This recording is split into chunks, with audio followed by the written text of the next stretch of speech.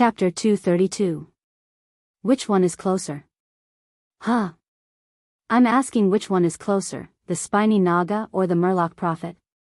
We have to clean them up anyway, so let's go from the closest to the furthest. The Naga siren priest's heart was suddenly in a mess. She finally realized the gap between her and her master. Her vision was still too low.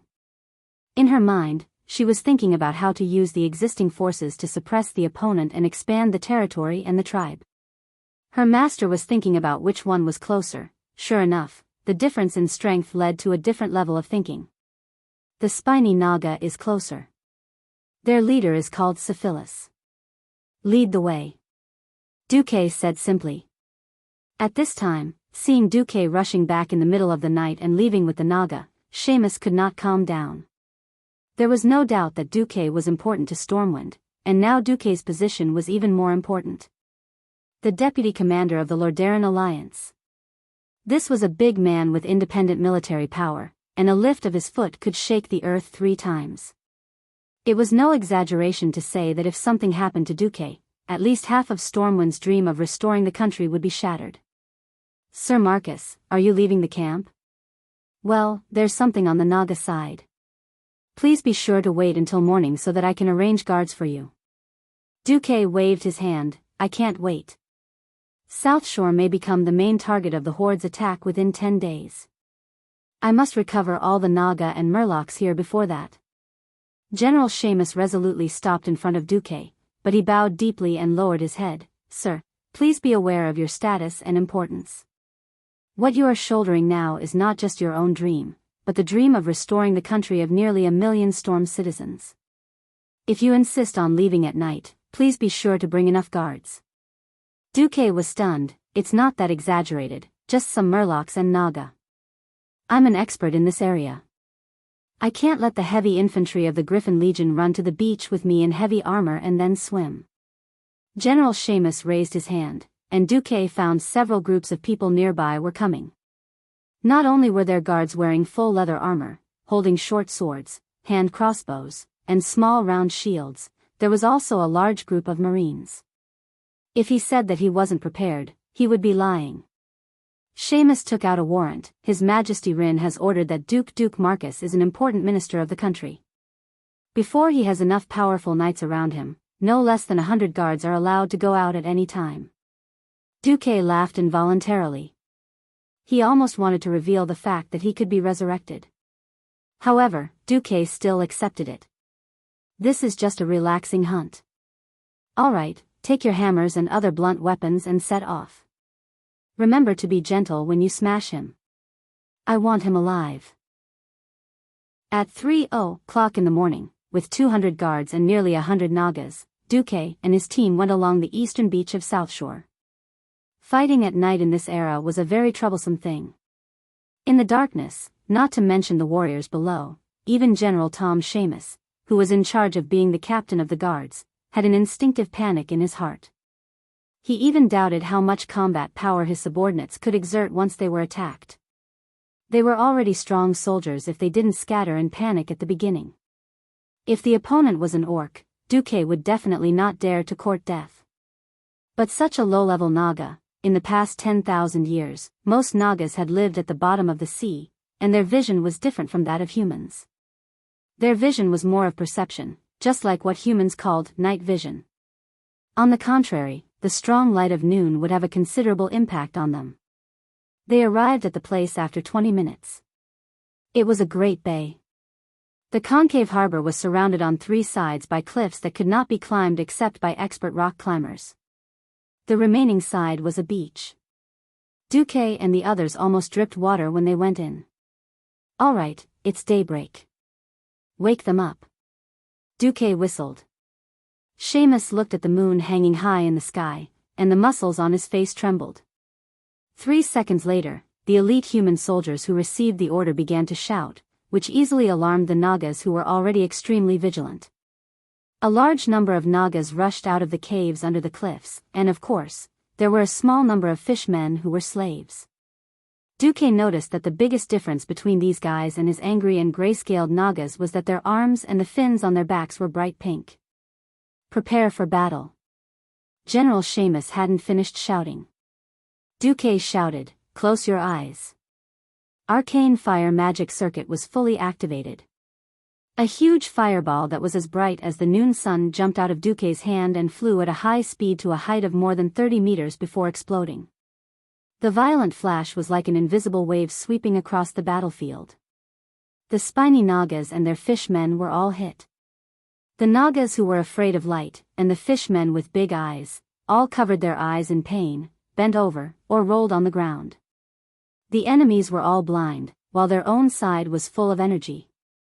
In such a state, the spiny Nagas and fishmen could not stop the organized and disciplined slavers under Duque. Although they had good combat power, they could not even exert 10% of their combat power. Moreover, in a blind state, listening to the deafening roar in their ears, they became extremely flustered. Countless Nagas and fishmen waved their weapons in panic, and even poked their own people. Some wanted to escape back to the cave, and some instinctively wanted to escape into the water in panic. The enemies were in chaos. Most of the enemies on land were taken care of by Seamus's men, and those who rushed to the shallow water were dealt with by 1/3 of the male Nagas sent by Vara. All the guys who were blinded were knocked down in just 3 minutes. The defeat of the large force outside, in turn, caused the Nagas who were still staying in the cave to waver. Even if the leader of the spiny Nagas repeatedly howled, calling the Nagas to counterattack, not many red-finned Nagas dared to come out. Even if they came out, they would be served by several human hammers. This kind of whack-a-mole fighting style was popular with most people, although they almost did not believe that all this was really happening. As Duque said, "This is just an easy hunt, it was not even a warm-up battle. Come on. Show your face." When Duque shot a fireball that could bend into the cave that was only 15 meters deep according to the system scan, as the specially weakened fireball exploded, the blazing flame forced a female Naga priest with pink fins to roll out. 18 magicians' hands instantly subdued this Naga priest. Duque did not even look at her and directly threw her to Vara.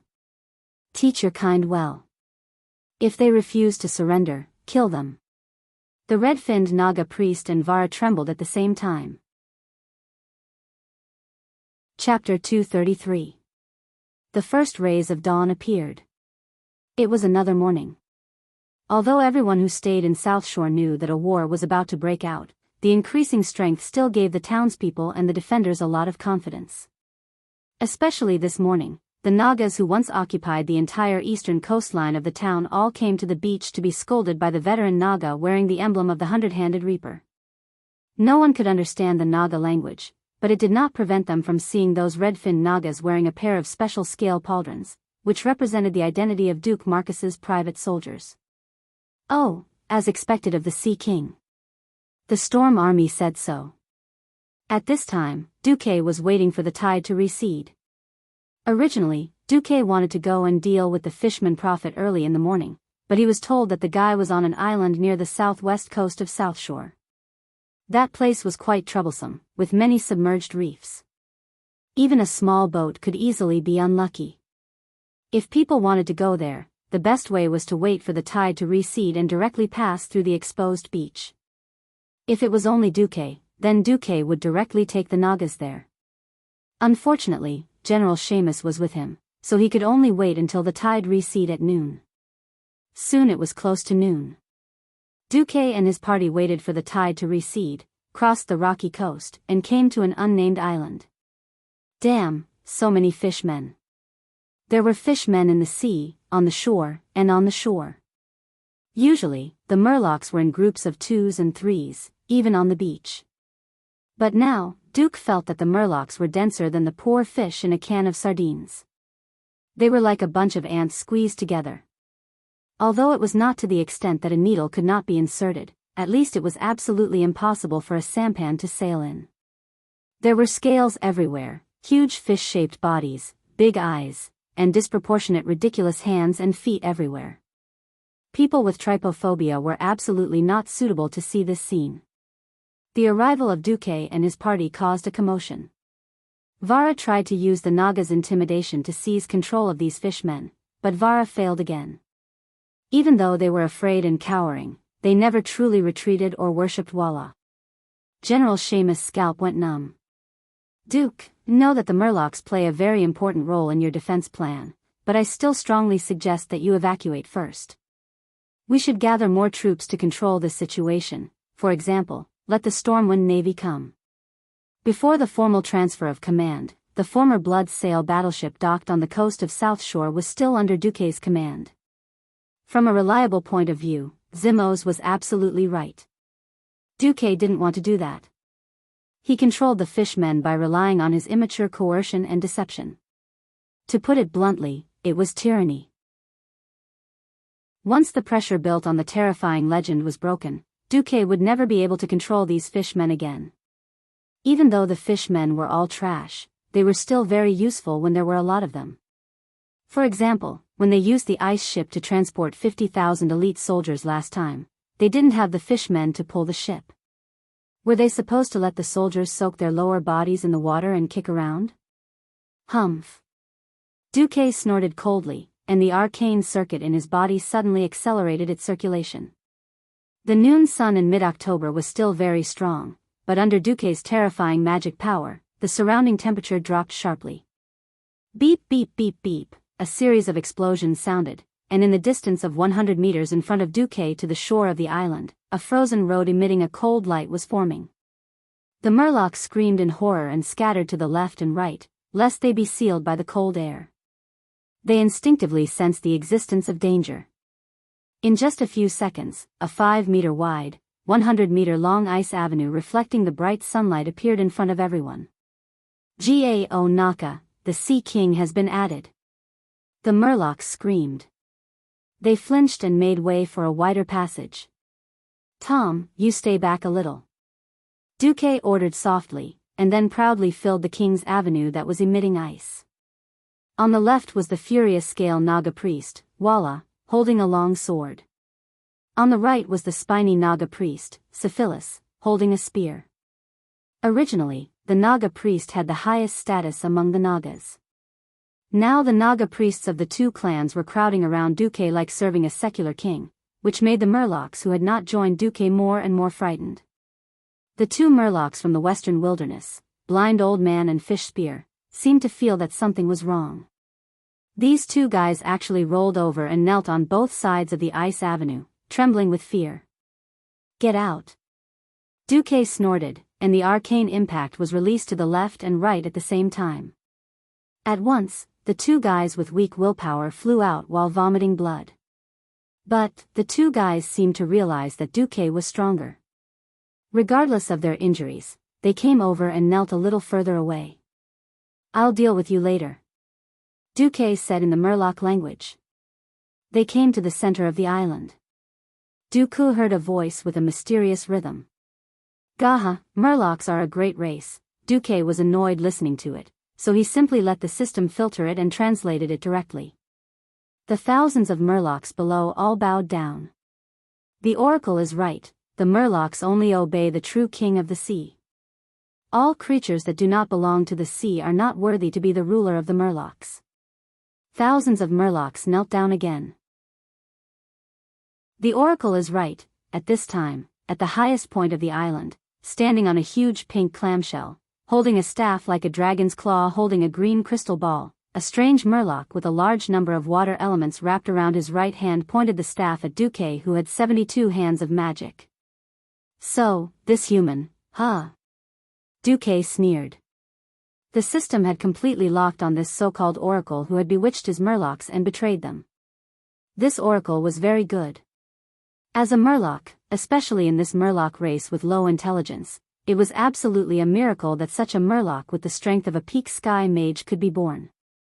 However, what sky mage, in front of Duque, was definitely not enough.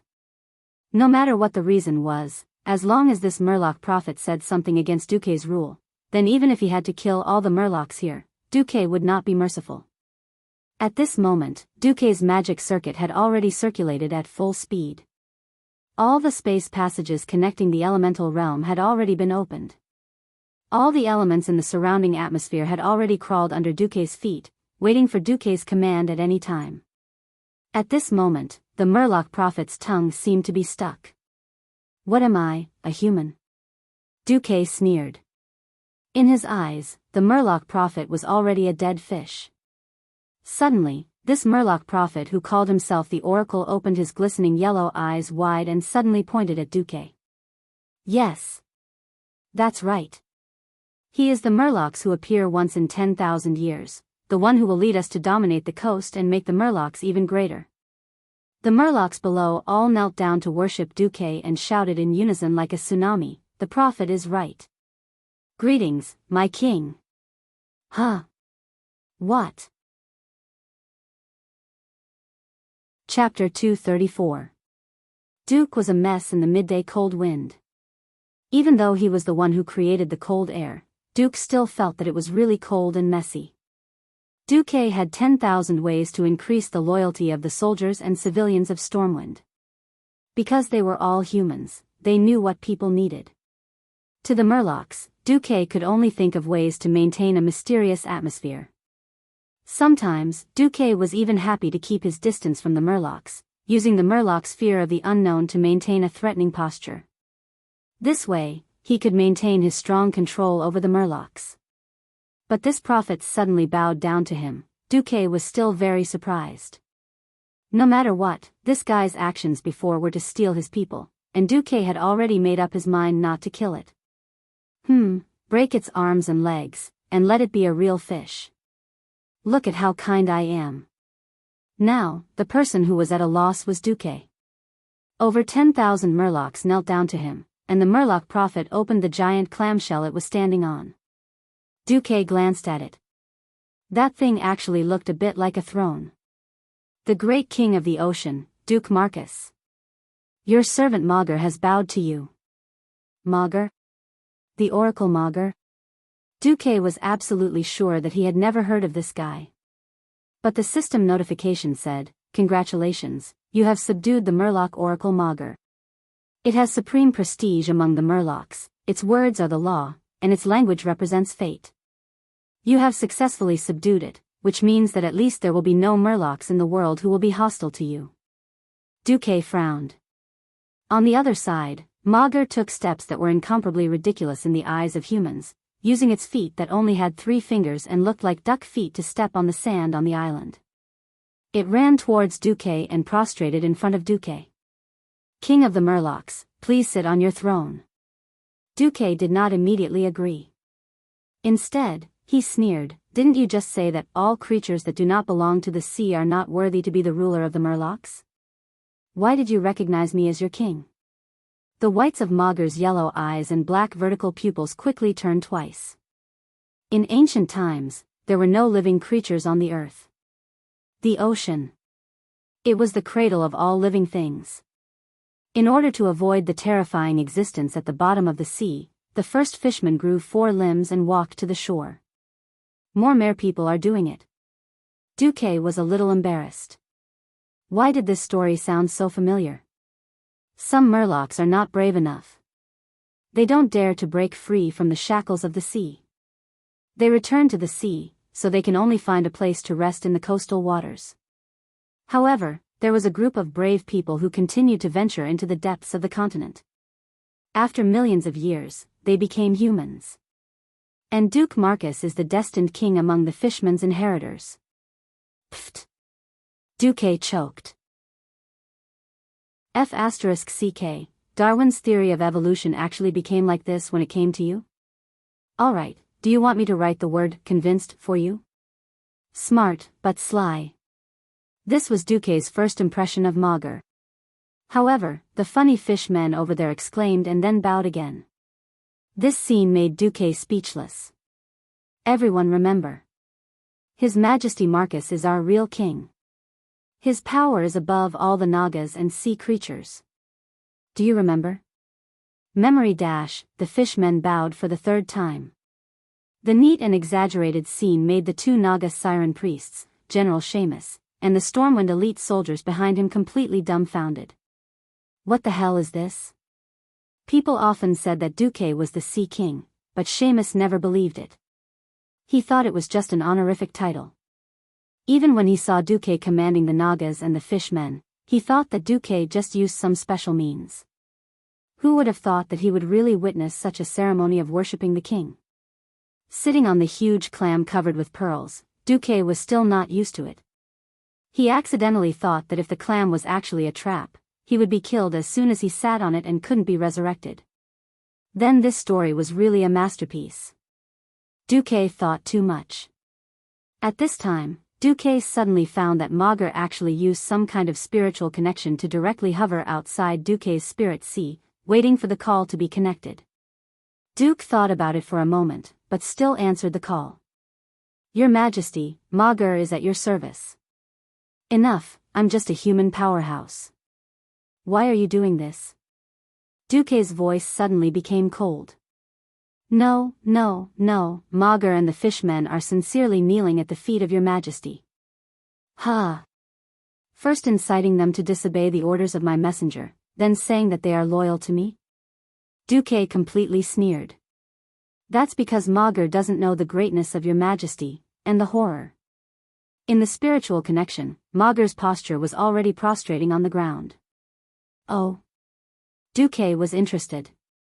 Mager doesn't want any fishmen to surrender to a false king, but is willing to pay absolute loyalty to a real overlord. Overlord? Yes. Mager not only saw your Majesty's power, but also felt the hundreds of thousands of wronged souls entangled around your Majesty. Only a peerless overlord can do such a great thing. Compared to your Majesty who can change the fate of so many creatures, the entire fishmen race is just an insignificant existence. Duque squinted his eyes. You can see the wronged souls around me? No, I can only feel the strong breath of fate. Mager continued to kneel. All right, I'll forgive your rudeness for the last time. But next time, I'll let the Nagas and deep-sea giants cut off your path of retreat. I'll let all the humans on the land surround you and kill the last fishman in the world. Duque's words made Mager tremble all over, both in the spiritual world and in the real world. All right, let's go. From now on, 60% of the fishmen will listen to Vara, and 40% to Syphilis. As for you, Mager, you'll be Vara's assistant. Yes, your Majesty. Duque rubbed his eyebrows and sighed softly. Finally, the defensive system of South Shore was completed. After returning to South Shore, Duque welcomed King Lang on the 15th. After traveling day and night, Lang rushed back. Oh, Duque. The teleportation portal of a mage is so convenient. If your magic was stable enough, I'd rather come back with you. Sigh, Mediva's teleportation was only stable when he became a Breaking Dawn mage. Before that, it was always terrible. Lang did not forget to complain about his dead friend. What's the news? Andoin and the others finally agreed to station the main force in South Shore. Main force? Yes, they feel that the orcs have a high chance of going around the west and landing at the North Stream coast.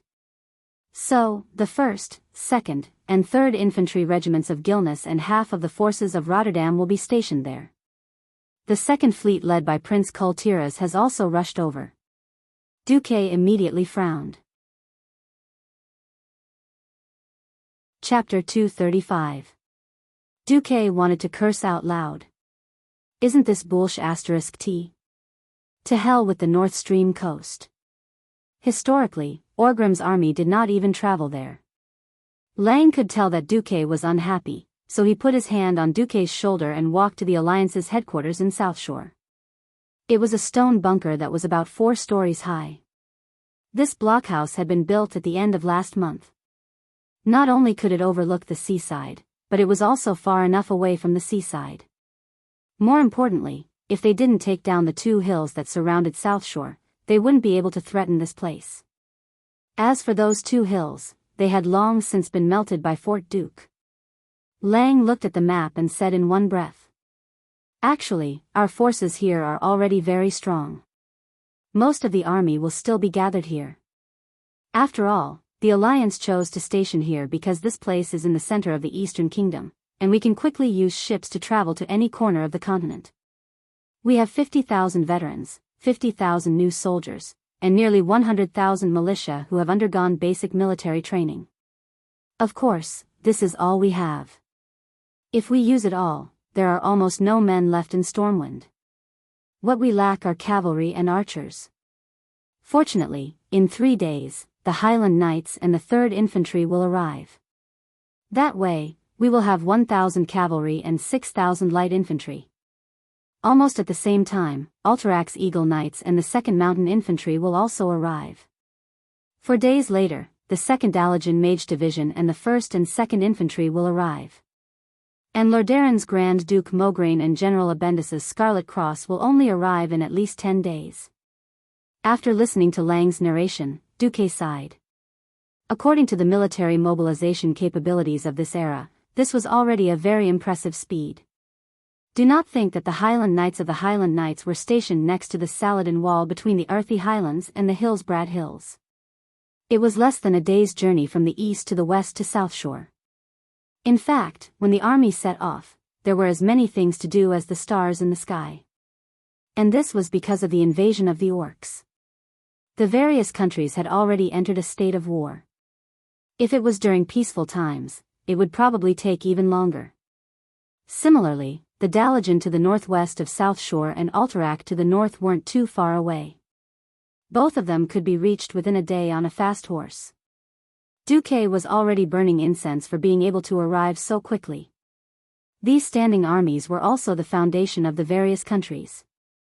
If Duque easily wiped them out, it would not be so easy when he wanted them again. On November 5, when the last batch of soldiers arrived at the huge barracks outside South Shore, there were already 2 commanders-in-chief, 7 kings, and more than 30 generals gathered in the hilltop command post. Everyone was full of praise for the barracks that Duque had set up in advance. They had built a large circle of wooden walls in advance, as well as well-positioned arrow towers. Furthermore, every military camp was close to the river, making it easy to obtain water.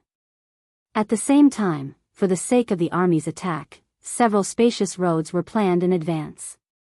With this arrangement, the generals of the various countries almost thought that they were leading an army on a long journey to train. As Lothar's adjutant, Turalian reported to the kings. First is the information from the copper-bearded dwarves. The Iron Furnace Fort is still besieged by nearly 100,000 orcs. According to the battle flags, the main force of the siege should be the tribe's Blood Ring clan. Turalian first placed 10 statues of 10,000 orcs on top of the Iron Furnace Fort. Then there is the Solder Bridge. After repeated investigations by Stromgard's Griffin Knights, the number of orcs here will not be less than 50,000. Turalian then placed 5 orcs on the bridge. Finally, there is the wetland. According to the investigation of Deputy Commander Marcus Naga and Fishmen, at the edge of the wetland on the south coast of the sea, more than 200,000 orcs have built at least 20,000 transport ships. This kind of transport ship can carry about 30 orc warriors, and the medium can carry about 100 people. For the time being, there is no large enemy ship. Then we have confirmed the banners of the big clans in the wetland camp. They are Blackstone, Warsong, Fireblade, Dragonmaw, Storm Reaver, Twilight Hammer, and Scar. Including the orcs, a conservative estimate of the tribe's total population is more than 600,000. Fortunately, the map was large enough, a full 3 meters by 3 meters. Otherwise, the wetland area would not be able to accommodate 60 orc statues. Wow! Although they knew that the orcs were powerful, after knowing the number of the enemy, the big bosses could not help but exclaim, the entire South Shore army added up to more than 200,000. What are you afraid of? If all the ships are of this quality, even if there are 10 times more of them, Kurtiras can destroy them all without the need for an alliance. Dahlin said confidently. Indeed, even though South Shore's dock had been expanded by Duque again and again, there were 5 stone docks that stretched nearly 150 meters away from the coast, but it still could not accommodate all the ships. Through the window of the fort, the kings looked at the sea in front of them. Not only did Proudmoore's ships dock at the head of the dock, but they were also docked along the entire coastline.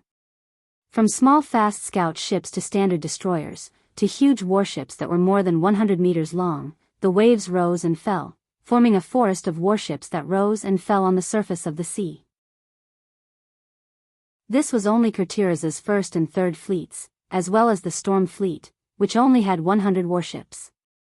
There was also a second fleet on the other side of the North Stream coast, and Kurtiraz's home defense fleet had not been deployed yet. Every king felt a sense of pride, and suddenly they were filled with confidence. How could there be someone or something that could resist such a powerful fleet? No, it wasn't just the fleet. After being caught off guard and unable to adapt to the situation, both sides began to form tactics, and the human side's casualties began to plummet. At the beginning, it was 1 orc warrior for 10 human soldiers, but now it was 1 for 2 or 3.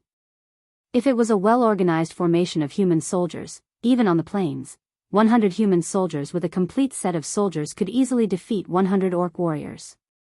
But then, Lothar could not help but imagine the scene of the horde taking down the Riedridge Mountains, sweeping through the elven forest, and bathing the entire Stormwind in blood. It was a green sea that no one could truly stop. Lothar took a deep breath, and his expression became determined again. In the past, the Stormwind army was weak, but now the Alliance army was many times stronger than the Stormwind army. No matter what, they could stop the horde's attack. Chapter 236. Alright, this is all the troops we have now. Noxus clapped his hands to get everyone's attention. I know it takes a long time for a country to go from peace to war. Thank you, kings, for your efforts and support. What we have to think about now is how to use these troops to win a series of beautiful battles. I don't expect to destroy the entire tribe in one battle, but I hope to lead everyone to win from one victory to another. The kings and generals immediately applauded. At this time, Duque suddenly laughed. Respected Chief Commander, it seems that this is not all the troops you have now. Who else? Noxus was really stunned for a moment. The troops that the 7 human kingdoms had promised to send were all here, apart from those deployed at the North Flow coast. The dwarves were still busy with their own affairs, so there was no way they could spare any troops. How did you forget about the High Elves? At this moment, Duque's face was glowing with excitement. Anyone could see how happy he was. The High Elves? Impossible. Didn't they not join the Alliance? The kings discussed. That bullsh *T counselor. King Alterac Eden was not stingy with his venomous tongue. Antonidas seemed to think of something, and stroked his long white beard. It would be impossible if someone else were to be the commander. But the commander is you. Anduin Lothar. That's another matter. Have you forgotten? The High Elves have signed an ancient covenant with us humans since the time of Thoradin the Great. An ancient covenant. Noxus muttered to himself. He suddenly remembered that there was such a thing. But there had been too many things recently, and the High Elves had been so cold to him that Noxus had almost forgotten about it. The old but sly Antonidas stroked his white beard and looked at the restless Duque. He laughed. I think it's better for the 2 commanders to welcome them. Antonidas was indeed steady.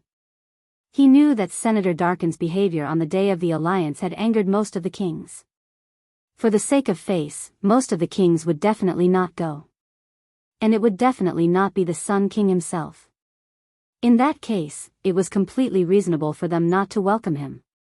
At this moment, a sentry hurriedly ran to the door of the command center and reported, "The elves are here." "Oh, we already knew that," Lothar said lightly. "You knew?" "We only received a report from the patrol when the elven ships were almost 5 nautical miles away." The voice of the sentinel, who was obviously from Cultiras, sounded a little bitter. Lothar didn't blame the poor sentry. "It's okay. The Nagas and Murlocs under the deputy commander are also patrolling the sea around South Shore." Hearing this, the sentinel retreated with relief. Lothar looked around and said, "All right, your majesties and excellencies, the arrival of the elves represents the attitude of a powerful country on the continent. If you are willing, come with me to welcome the messenger of the Sun King and Astrian. The rest of you can rest here for a while." After some consideration, Lang, Dai Lin, and Antonidas followed Lothar, Duque, and Turayan to the dock. Although Dai Lin couldn't put down his pride, he was very concerned about how many ships the elves could bring for him. The the admiral and commander-in-chief of the Sea Fleet. Lang simply wanted to see the alliance become stronger. As for Antonidas, no one knew what he was thinking. At this moment, more than 20 ships with typical High Elves characteristics were darting across the sea like arrows. Ha ha ha. I can't wait to see how those humans are panicking. Just now, I asked my men to completely avoid the patrols of their ships and come in through the gaps in the patrol net. Anyway, with such a good view in broad daylight, they wouldn't mistake the High Elf ships for the orcs, right? A calm voice interrupted the first voice. Sorry, the humans discovered us as early as 10 nautical miles ago. How is that possible? The first voice exclaimed. My intuition tells me that's the case. Although I didn't find any human ships, I felt that there were more than one pair of eyes on me. I can't be wrong. Walking out of the command center and to the top of the mountain near the sea, the people looked at the elven ships that were sailing towards the port in the distance. Compared to the tall hulls of the humans, the elven ships were much flatter. The long and streamlined hull was made of hard starwood that could only be found in the forests of Kuel Salus. Not only was it hard, but it was also lighter than most ship wood. Not only were there many intricate patterns carved on the hull, but there were also dozens of enchanted throwing carts mounted on the sides of the hull. Formed by 3 sharp cones, the huge triangular throwing carts did not lose out to the ordinary human cannons in terms of range. The ship's bow was a classic example of a hippogriffon pecking at a bird. At full speed, this seemingly decorative bow could also be used as a ram, allowing the elven ships to cut through the hulls of warships of medium or lower like a knife cutting through butter, completely crushing them. Elven destroyers. Naval expert Dalen Proudmoore said softly. They are faster and lighter than our Kultiras ships. They carry fewer weapons, but it still gives these ships considerable speed. This is a good addition to our fleet. No, it's an excellent addition. After saying that, the admiral frowned. But isn't this too little? I only saw 8 light speedboats and 16 ultralight scout boats. This is only the configuration of 2 combat squads. Maybe there are more behind the horizon? Turalian said in a comforting tone from the other side of Lothar. No. Dalen shook his head with certainty. This is not their habit. If there are no surprises, this is all they have. Dalen's tone was filled with indescribable disappointment. Perhaps Duque's generosity had made him look forward to more, but the greater the expectation, the greater the disappointment. Dalen's desire for more warships grew especially after he had no choice but to divide his forces to guard the sea near the North Flow coast. He knew very well that it was impossible to protect the entire coastline of the northern continent with such a small fleet. 24 ships also means that our fleet has an additional 24 ships. Duque comforted Dalen. As you said, this is an excellent addition to our fleet. Chapter 237. Dalen was startled, but he quickly chased away the slight disappointment in his heart. After all, the elves were not supposed to join the alliance, and if you looked at it from the perspective of profiting, then it was true. He nodded and agreed with Duke's words. All right. Your Majesties, gentlemen, at all events we must go and welcome them with grace. Lothar was saying, don't be so narrow-minded. Since everyone else was here, they naturally agreed. Thus, they began to ride down the mountain and through the village. Even though Antonidas was in his 60s, he was still able to climb up the horse with ease. If it were the king of Turinas, he would probably need to climb up the stairs and have 5 or 6 people in front and behind him to get up. When they arrived at the pier and dismounted, the first elven warship had just docked. A tall and slender figure jumped down. Her footsteps were so light that there was almost no sound when she landed on the stone pier. It was as if she had landed on a ball of cotton. His long golden hair, which reached his waist, reflected the sunlight and emitted a dazzling radiance. Lothar and Duque heard more than one person gasping for air around them. Of course, the one who gasped the loudest was Turalian, who was beside Lothar. When everyone saw this figure clearly, they were even more shocked by the other party's incomparably dazzling and enchanting beauty that they were speechless. Unlike most of the high elves, who had a delicate figure and pale skin, her figure was actually extremely fit and beautiful despite looking a little delicate. Unlike the mainstream rulers of the High Elves, the spellcasters who liked fancy clothes, her clothes were either forest green or oak brown. She wore a pure white shirt with a breastplate and shorts that revealed half of her thighs. A hooded emerald green cloak was flung behind her, and a pair of light brown leather gloves covered her from her fingers to her elbows. Her boots were the same, protecting her knees. A thin sword with a white scabbard and a green blade hung from her belt on her left hip. On her right was a small pouch and a small communication horn. She carried a longbow and a quiver full of arrows on her back. Of course, because the back was slanted, the bowstring passed through the middle of the pair of peaks, making them look even more impressive. Daylin, Lang, and Lothar were all high-ranking figures in the kingdom, and they were always surrounded by beautiful women. In this day and age, a noble man would be embarrassed to come out and greet others if he didn't have many lovers. Not to mention the widowed Lothar, the handsome middle-aged man, Lothar, was definitely a model for attracting bees and butterflies. However, only a few of them could come close to the beauty of this female elf. But no matter which one of them it was, they had never seen anyone who could combine fitness and elegance so perfectly. Noxus could very well understand why his adjutant, Turayan, who had just been baptized as a holy knight and was known for his many virtues such as justice and piety, was captivated by her. At this moment, the greatest tragedy occurred. It was tragic because the table was full of cutlery. Turayan, who was quietly expressing his love, looked at the mysterious goddess in his heart and softly exclaimed, "Darling, I miss you so much." He then threw himself at Duque and pushed him to the ground. Her beautiful face rubbed against Duque's chest like a puppy rubbing against a human.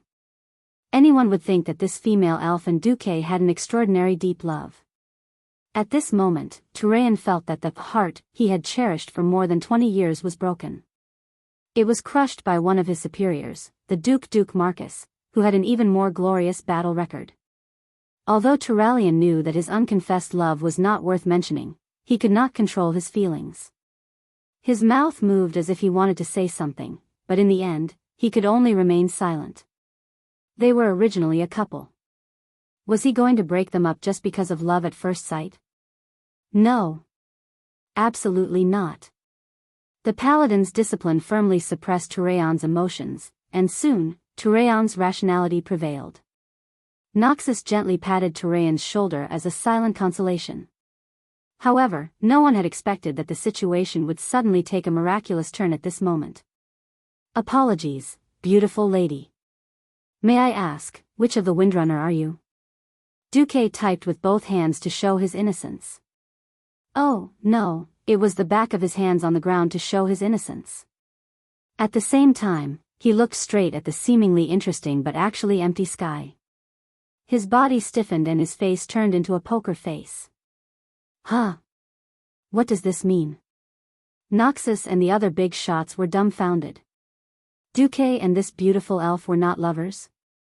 Then, was this beauty pouncing on Duque considered an assault? What the hell was this? Logically speaking, the guards around him should have made a move, but no one dared to act rashly. The circle of nobles was messy. One wrong move would mean death. At this moment, the second elven warship docked next to the first elven warship. A green figure suddenly flew out when the ship was 5 meters away from the shore. A furious female yell came from the air. "Servanas, what are you doing?" Upon hearing this voice, the elf lady on top of Duque and Duque shuddered at the same time. The elf woman, who was now Servanas, stuck out her tongue and lightly pressed her left index finger on the ground. Her entire body bounced up like a spring, and she stood in front of the big shots of the Alliance with a straight face, as if nothing had happened. Looking at her dignified beauty with a smile on her face, no one would have thought that she was the one who had just pounced on the Alliance's vice-commander. Noxus and the others were tongue-tied. They felt like they were in a whirlwind. They were not the only ones in a whirlwind. Duque was also in a whirlwind. His back was drenched in cold sweat. That was close. If I didn't clearly remember my relationship with Aurelia, I wouldn't have gotten to this point. If I was really a pervert just a little bit, even if I had 9 lives, I would be a dead cat now. Damn it. That's the legendary Queen Sylvanas. Queen Sylvanas who hasn't become an undead yet. Duque felt very confused. He couldn't tell what this feeling was. In general, he could only say that it was good to see Queen Sylvanas. On the other side, the main character, Illyria, had finally made her way over and grabbed Sylvanas' long, pointy ears. Sister. No. Pain. Pain. Pain. I know I was wrong. Don't treat me like this in front of so many kings, okay? It's very rude. Chapter 238. Duque, who raised his head, saw an extremely embarrassing scene. Queen Sylvanas, who was at the pinnacle of the forgotten in the future, was now being punished by her sister by twisting her ear. However, why was Sylvanas here? You know how to be rude? Think about what you've just done. After quickly dealing with her sister who had gone berserk, Aurelia walked over and apologized to Lothar, who was surrounded by the crowd and should have the highest status. I'm very sorry. I'm Aurelia Windrunner, the Ranger Major General of Kuel Salas. My sister, Sylvanas Windrunner, is actually a Ranger General too. It's just that she made a very bad joke just now. I'm here to sincerely ask for your forgiveness. Her voice was very pleasing to the ears, and just her voice alone was enough to make people feel guilty. It made people wonder if she would scold people in extreme anger. Would her voice sound like she was singing? Looking at the dumbfounded Duque on the ground, Lothar also laughed heartily. He looked around at the kings, and saw that they were all smiling. It's just a harmless joke. I don't think any magnanimous king would mind such a small thing, right? The 3 kings nodded. All right, welcome here. I'm Anjuin Lothar, the Commander-in-Chief of the Rotterdam Alliance. Thank you, and thank you for your understanding. Aurelia stared at her sister, and bowed again to apologize. She then walked over to Duque, who refused to get up, and extended her right hand to Duque. She wanted to help Duque up. Duque blinked, and was thinking if he should give her a hug that he hadn't had for a long time, when Aurelia's voice suddenly came from the wind. Hey! Little guy, don't make it more difficult for me, alright? Get up first, we'll talk in private later. I don't want to cause any international disputes. Just as Duque was about to say something, a second voice came from the wind. It was Sylvanas's voice. Yo, my sister, you're not being honest. How is Mr. Duke Marcus a little guy? He's clearly a handsome young man. Aurelia instantly blushed, and the crimson color spread all the way to the top of her long pointed ears. If Aurelia hadn't bent down so that her golden hair could cover her face, she would probably have made a fool of herself. To be honest, Duque still had no idea what was going on. But it was probably a good thing. However, when he heard Aurelia and her sister conversing in the whisper of the wind that no one else could hear, Duque had a feeling that Sylvanas had pounced on him just now was definitely some sort of test.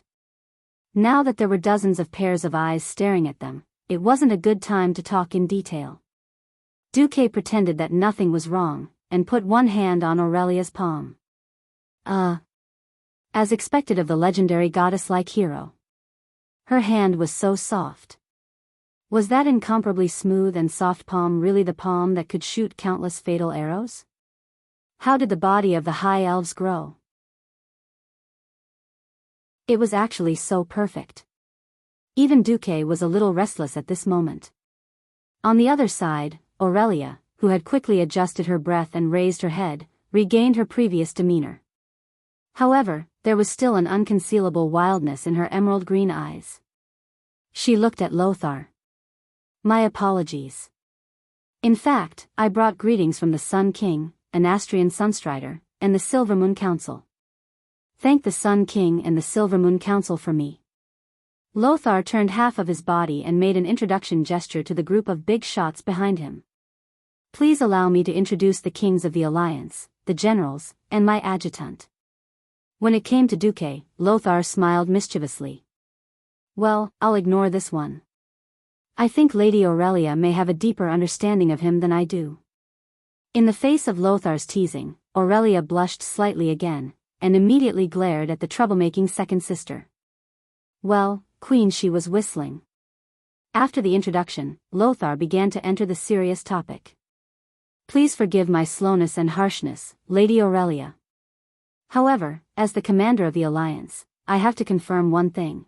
Is this all the help your people have provided? What's coming has come. After thinking to herself, Aurelia decided to be frank. Your Excellency Lothar, please forgive my straightforwardness. Aurelia stepped forward and looked around to make sure that no one was eavesdropping. She said softly, His Majesty Anastrian and the members of the Silvermoon Council do not care much about the dynamics of the tribe. This so-called tribe is too far away from our territory. Moreover, Councillor Dalcan has repeatedly claimed in the council that it is because humans have angered nature by logging too much, so they are taking revenge on humans. Bullsh *T. That bastard has ears. Lothar was furious. Sorry, I'm not talking about you. It's okay. In fact, not many people support his views. However, the councillors generally think that the tribe is trying to conquer the human territory, not our forests. So they think it's best to leave this struggle to the younger races. We only need to strengthen our borders to prevent any possible invasion. That's enough. Hearing this, Lothar could not hide the sadness on his face. This meant that there was no possibility of more troops. Even if he did not want to admit it, he had to admit that the High Elves, mages and rangers were all elite troops that any commander dreamed of. They could often play a decisive role on the battlefield. However, there was no hope for anything now. At this time, Duque smiled. But I see 2 ranger generals standing in front of us. It was not just the Windrunner sisters. A large number of elves were disembarking. Only now did everyone notice that almost all the elven ships were fully loaded. There were both men and women in this group of elves, and they quickly gathered. One look at their aura and expressions, and it was obvious that they were elite rangers who had seen blood. They were not rookies at all. At a rough glance, there were more than 1,000 of them. 2 ranger generals and an elite troop of more than 1,000 people. This could not be said to be insignificant. Duque suddenly realized that there was another short-haired version of Aurelia. 3 Windrunner? All ranger generals? Duque, Lothar, and the others could not hide the surprise on their faces. Aurelia raised her hand. Oh, this is our 4th sister, Lilith. She is now the ranger captain. At this point, the apparently gentler Lilith nodded towards him and continued to order her subordinates to organize their troops. Chapter 239. Lilith also had the beauty of the Windrunner family, but her beauty was more reserved.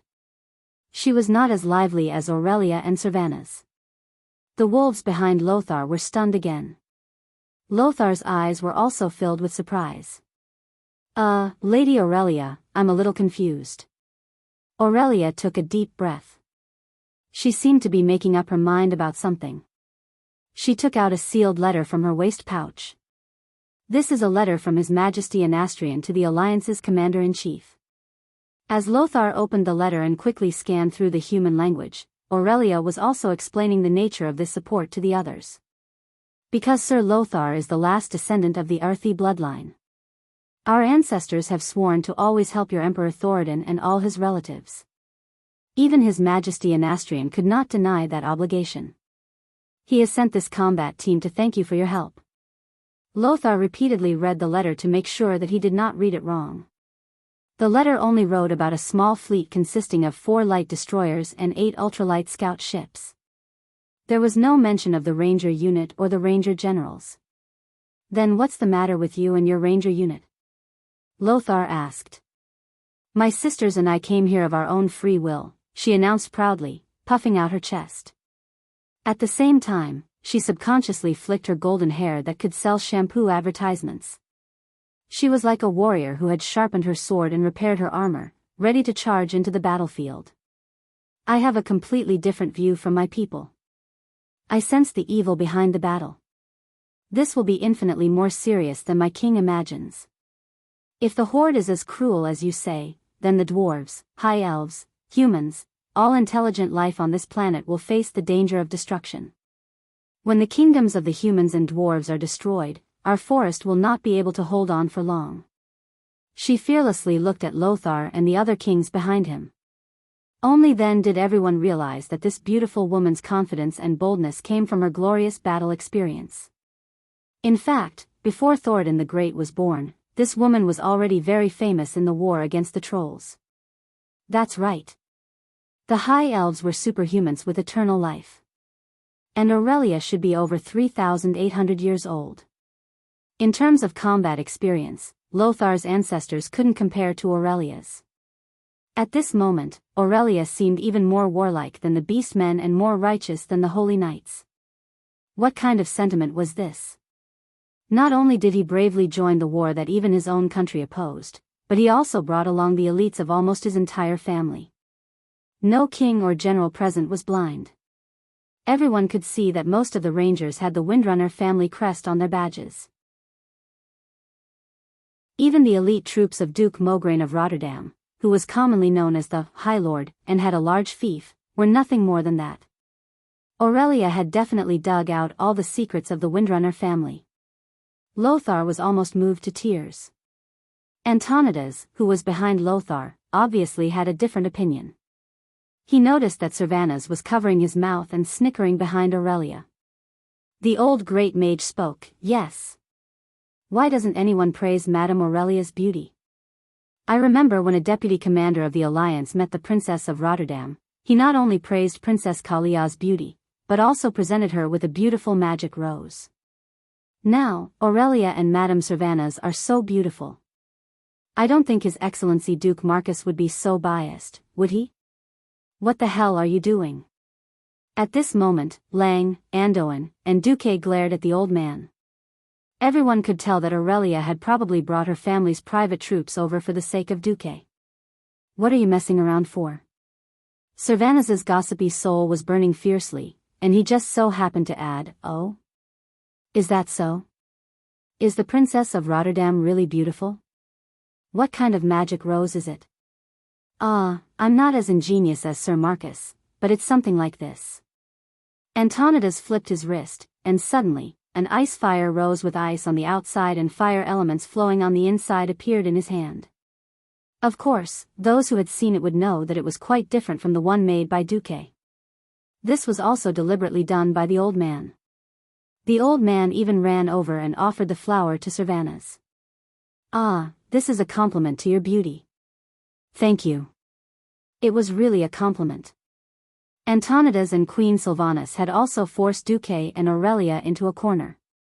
Duque was now very sure that Queen Sylvanas definitely knew something and was making a fuss. And Antonidas, this old man, is a bit sinister. Not only Duque, but everyone could tell that Antonidas obviously did not want the Princess of Rotterdam to marry Duque. Even if it was only a possibility, he had to eliminate it. That's right. If Duque, who had control of Karazhan, really went into the arms of Rotterdam, it would be a huge challenge to the Dalajan status as the Holy Land of Magic. The books of Karazhan could definitely make the magic level of Rotterdam soar many levels in a decade. As for the High Elves? The High Elves were the ancestors of magic. Seeing through the old man's thoughts, Duque couldn't help but smile bitterly. Of course, he was not interested in going to Rotterdam, which was destined to fail in history. But Antonidas didn't know. "Sigh, it's all my fault for accidentally pretending to be a fool." "Don't pretend, or you'll be struck by lightning." "Well, now I've been forced to do something beyond my abilities." Aurelia was jealous. Beautiful women always had a kind of pride that outsiders could not imagine. If the other party had nothing to do with him, then forget it. The High Elves were a magical race that maintained eternal beauty, and the beauty of a human beauty that was only a little more than 10 years old was nothing to them. The problem was that after Aurelia returned to Cuel Salis, something big really happened that had something to do with Duque. If it were someone else, Aurelia would definitely not care, but Duque. Only Duque. Aurelia really could not ignore it. No need, Duque, I'm an old woman that's thousands of years old, what haven't I seen? I don't need such hypocritical praise. Well, that was what she said, but the look in Aurelia's eyes was completely different. That pair of seemingly calm emerald eyes were clearly filled with indignation and anger. Chapter 240. The system elf's voice came again. Detected Aurelia Windrunner's hostility toward you under her fake expression. Do you want to load the boss template? Calculating the threat value. The threat value is quite chaotic, but it is strongly recommended that the host surrender immediately. Surrender my ass. What's the point of thinking so much? The translation of that look was, kid, I don't like the look of you. Hurry up and coax me, or else I'll make you suffer later. Duque didn't know what happened to Aurelia. He only knew that everything had a cause and effect. If it was just because of that friendly interaction, Aurelia wouldn't have pulled out the entire Windrunner family. On the other hand, although he hadn't known Aurelia for long, Duque knew that something must have happened to Aurelia. Otherwise, Aurelia wouldn't have minded him fawning over Princess Kalia. After all, among the 3 Windrunner sisters in history, Aurelia was famous for being mature and steady. She wasn't the kind of woman who would be unreasonable and lose her temper at will. Calling herself an old woman. If Aurelia was a warrior, she would be full of anger. Duque's heart skipped a beat. Then Duque understood. Wasn't he just going to show off even more? Wasn't he just coaxing the goddess? Duque slowly turned his head and glanced at Turalyon. He didn't know why, but he felt that the holy light slowly overflowing from Turalyon's head was green. Yes, that must be the light called protection. Duque smiled. His right hand drew a beautiful arc in the air, and the fingers of his right hand closed and fell on his left shoulder. Sister Aurelia, for your beauty, please allow the Duque Orchestra to perform Ode to Joy. Ode to Joy? Did it sound like the name of a song? Was it a hymn? Or something else? But, singing here? A cappella? What did the Duque Orchestra mean? Not only Aurelia, but all the Alliance elders were also curious. In any case, Aurelia had made up her mind. Since she had forced Duque to this point, she would see what he could do. As long as Duque's ice and fire magic rose was worse than that ice and fire magic rose, then he wouldn't accept it and would teach Duque a lesson. Aurelia supported her right elbow with her left hand and her right cheek with her right hand. She looked like she was waiting to watch a good show. Duque activated his arcane and ice magic circuits at the same time. A purplish-blue, mysterious magic array suddenly unfolded beneath Duque's feet. The elements in the air around him trembled and were quickly tamed, as if they had become a part of Duque's body, obediently listening to Duque's commands. Under the noon sun, in the shallow water on both sides of the dock where Duque and the others stood, crystal-clear pillars of ice as thick as an arm suddenly rose. The tallest one was more than 10 meters high. It might not be appropriate to call them pillars, but these hollow ice tubes were even finer than glass tubes carved by craftsmen. Not only were they thick, but they were also crystal clear, much more transparent than most glass in this era. The sudden appearance of so many tubes on the beach next to the dock not only attracted the attention of the high elves who were lining up, but also stunned all the human guards at the dock. What was this? Not to mention the kings and generals, even the elves who had lived for countless years and thought they were knowledgeable couldn't tell what it was at all. Percussion music? Organ? But it didn't seem like it. Duque gave Aurelia the most confident smile, raised his left hand in a very pretentious manner, and snapped his fingers. 28 hands of magic appeared next to the ice tubes in 2 rows, like musicians in an orchestra who were preparing to play instruments. Each pair of hands of magic that emitted soft white light made a relaxed posture similar to a conductor's starting hand. In the next second, the performance began. Bang!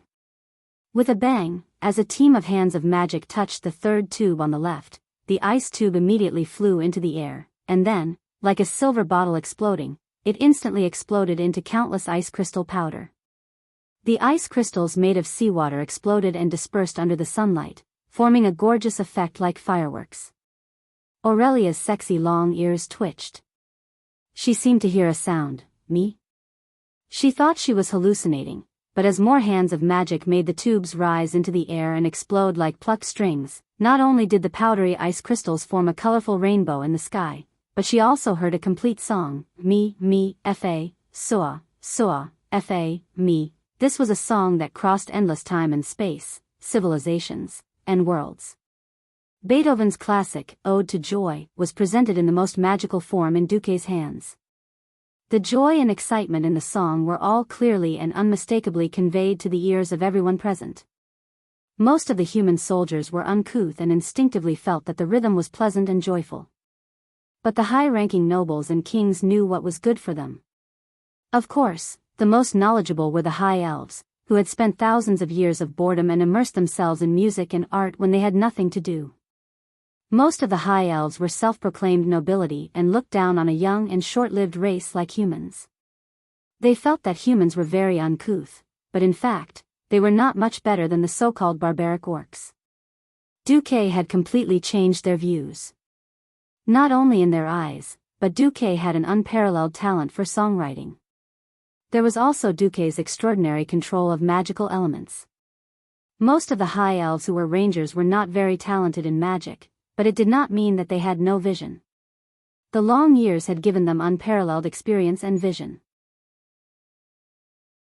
They could almost see at a glance that although Duque's mage level was not high, his exquisite and terrifying control of magic was definitely not inferior to most of the members of the Silver Moon Council.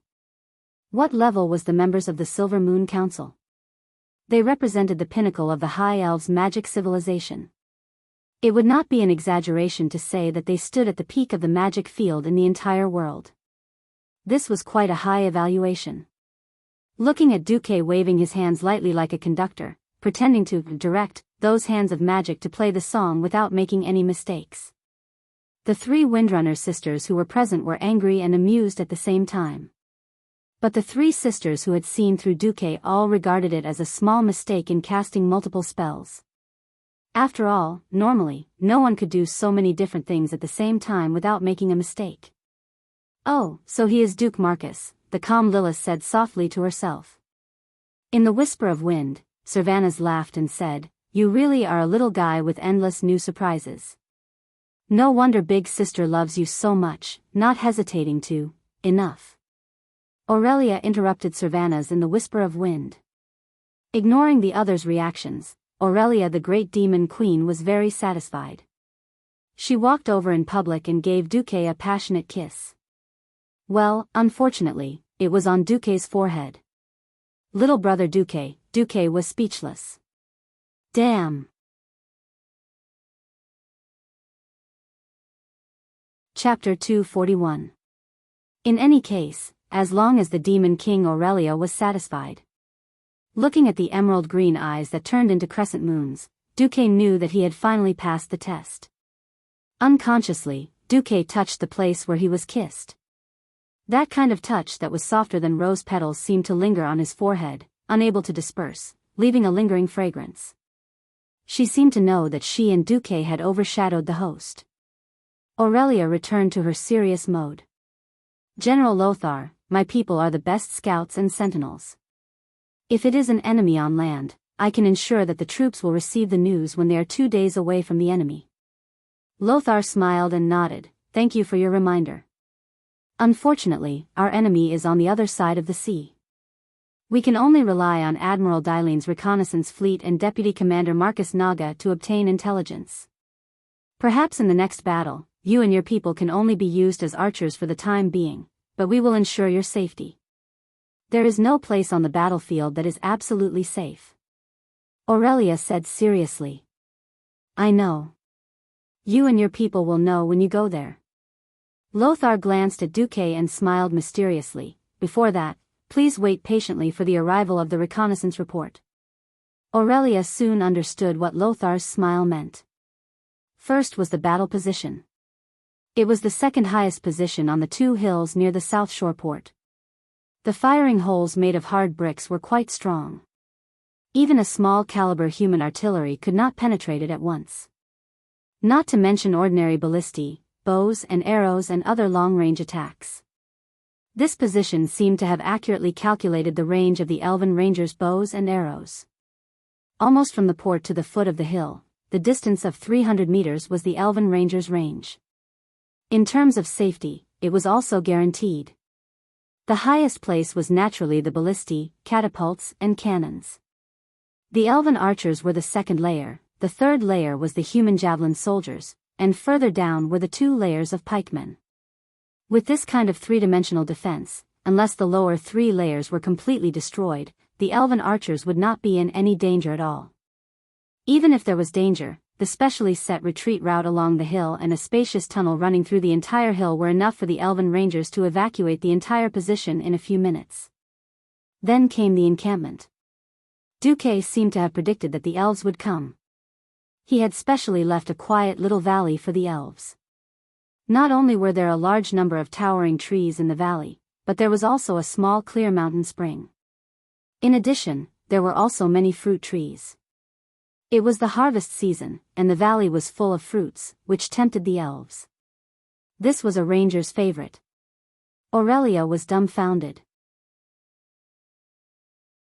Big sis, you said he's only a 15-year-old kid, but I don't see how he's young. She even knew what you loved the most. Hee hee. You've done your best to mobilize almost the entire Windrunner family. In the end, it's all for your little lover, right? No one would say anything about this. Why did you try to cover it up? Be frank. Cervantes teased his big sister. Sister, we are sisters. I am nearly 1,000 years old. I am no longer a child. I don't think there's anything to be ashamed of. Humans are short-lived species. Since you like it, you should cherish this short period of time. But I hope that you can speak frankly in the future. There's no need to use things like world crisis or righteousness. Lilith bowed respectfully to her big sister. Aurelia was wrongly accused. If there really was something going on between her and Duque, then so be it. Among the high elves, this kind of thing was very casual. Many of the high elf nobles lived rotten lives. But she wasn't. She had always been clean, but after what happened, even her sisters didn't believe in her judgment of the big picture. But Aurelia couldn't refute. In the end, you've gone too far. Aurelia actually burst into tears. This time, it was Cervantes and Lilith's turn to be dumbfounded. Could it be that there really was nothing going on between Big Sis and that human youth? On the other side, Duque was in a mess. He had been showing off in front of Aurelia, but High Lord Mograine had come looking for him before nightfall. Originally, Duque was quite interested in befriending Mograine.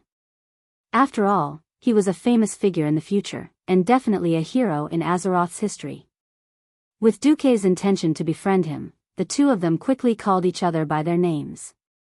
Who knew that after Mograine pretended to talk about the situation for a while, he actually changed the topic and said that he should visit Lordaeron more often when he was free. Finally, the dagger was revealed. Ah! That Duque, actually, if you can achieve great things as the deputy commander of the Lordaeron Alliance. By then, what beautiful princess can you not marry?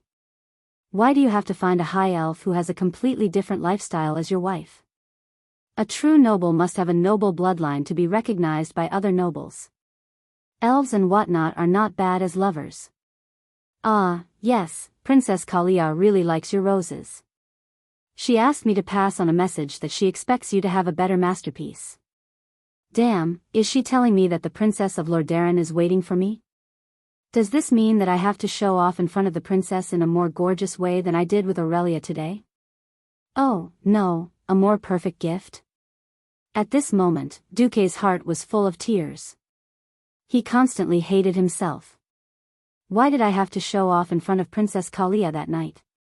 Not wanting to say anything, Duque decided that once the second battle at the dark portal ended, he would return home.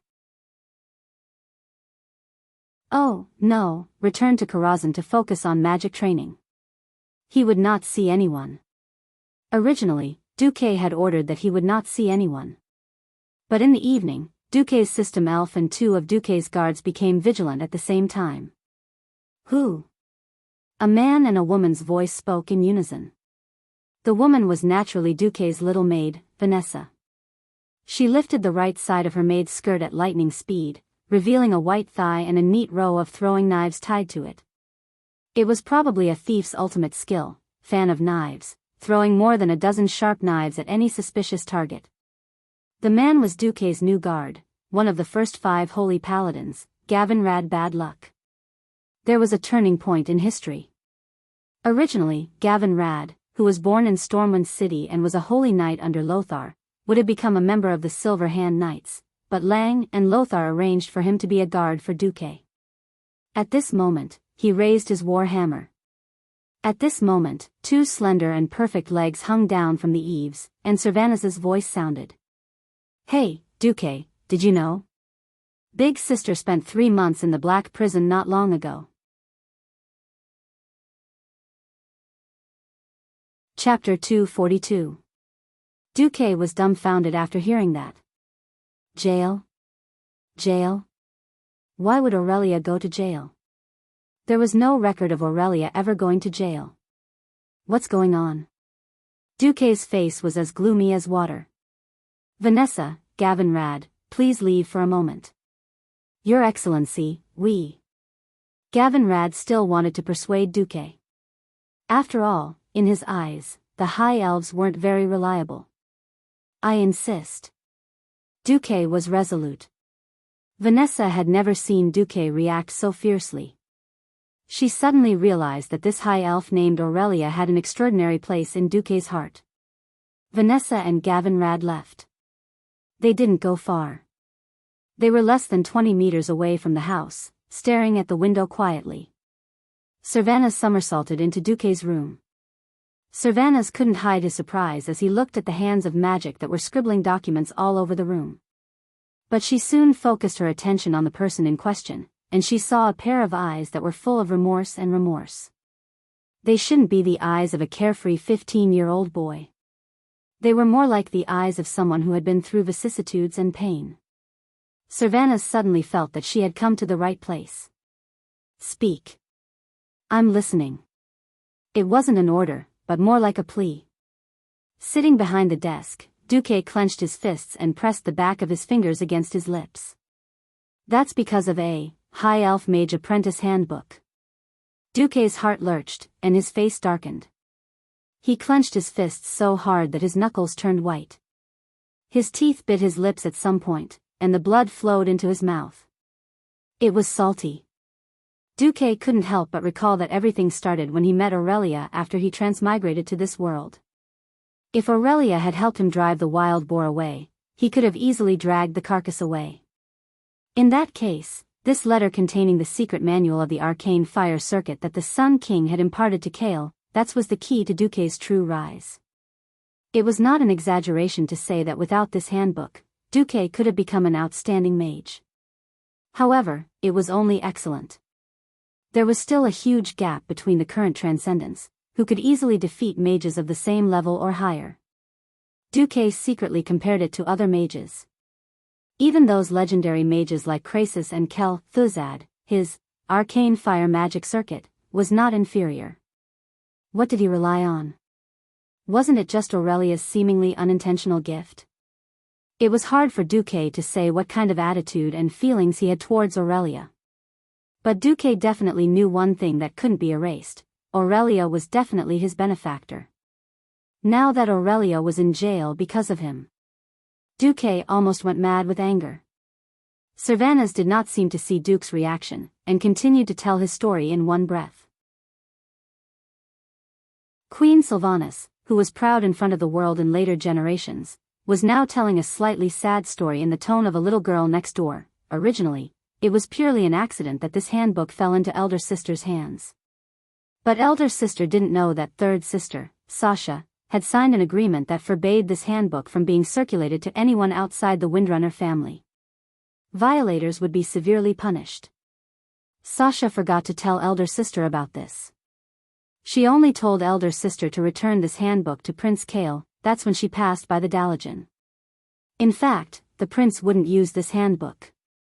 However, due to his adherence to the confidentiality of magic, the prince, who didn't receive the handbook, reported this matter to the kingdom. Later, this matter alarmed His Majesty, Sun King Anastrian. Originally, it wouldn't have been a problem even if an apprentice's handbook was lost. Even if there was a problem, with the power of the Windrunner family, it could be easily settled. The problem was that this handbook contained the secret of the Sunstrider royal family's arcane magic circuit. If this secret hadn't been cracked and used, elder sister would still be fine. The problem was that there was a human youth who obtained this handbook and discovered this secret. He even used the arcane spell circuit training tutorial and this handbook to complete the basic construction of the arcane fire magic circuit in one step. If this youth was an ordinary person, as long as the Kuel Salus royal family sent a spellbreaker troop to destroy his magic circuit and stop the leakage of magic, then everything would be fine. Unfortunately, when this matter was discovered, the youth had already become an important minister of a human kingdom. After all, this matter was the High Elf's own fault. Moreover, the Sun King's secret possession of the magic circuit construction aroused strong dissatisfaction from the Silver Moon Council. So in the end, elder sister was only sentenced to 3 months of imprisonment in the Black Prison. Perhaps you will think that 3 months is not long, but for the Windrunner who loves freedom and is naturally undisciplined, this is more painful than the death penalty. Elder sister wouldn't let any of us sisters tell you. But I still couldn't help it, because not long after elder sister came out, she asked about you again. When she heard about your deeds and that you became the Alliance's deputy commander, elder sister, who originally planned to come alone, used all her connections and mobilized the entire Windrunner family's elites to help. I don't know why elder sister did this. But I only know that you owe elder sister a lot of favors. I once suspected that you were elder sister's lover in the human world, so I tested you when I got off the ship. At this point, Sylvanas shrugged a little dejectedly. Well, I still don't know what the relationship between you two is, but if you harm elder sister again, this time it will be the other 3 sisters who won't let you go. After a long sigh, Duque opened his mouth. To Queen Sylvanas' surprise, Duque did not promise any compensation, nor did he make any oath. He just said something without rhyme or reason. Time will eventually prove that I am lucky to know Aurelia. It is the Windrunner's luck that Aurelia knows me. Sylvanas tilted her head curiously, and then her figure flashed and disappeared into the gradually darkening sky. The room fell into silence again. After a long time, Duque suddenly said, Sister Aurelia, shall we go out for a walk? The forest 30 meters behind the wooden house was also dead silent. After a full 10 seconds, a faint response came from the forest. Okay. As the night fell, Duque and Aurelia walked side by side in a forest far away from the refugee camp and the military camp.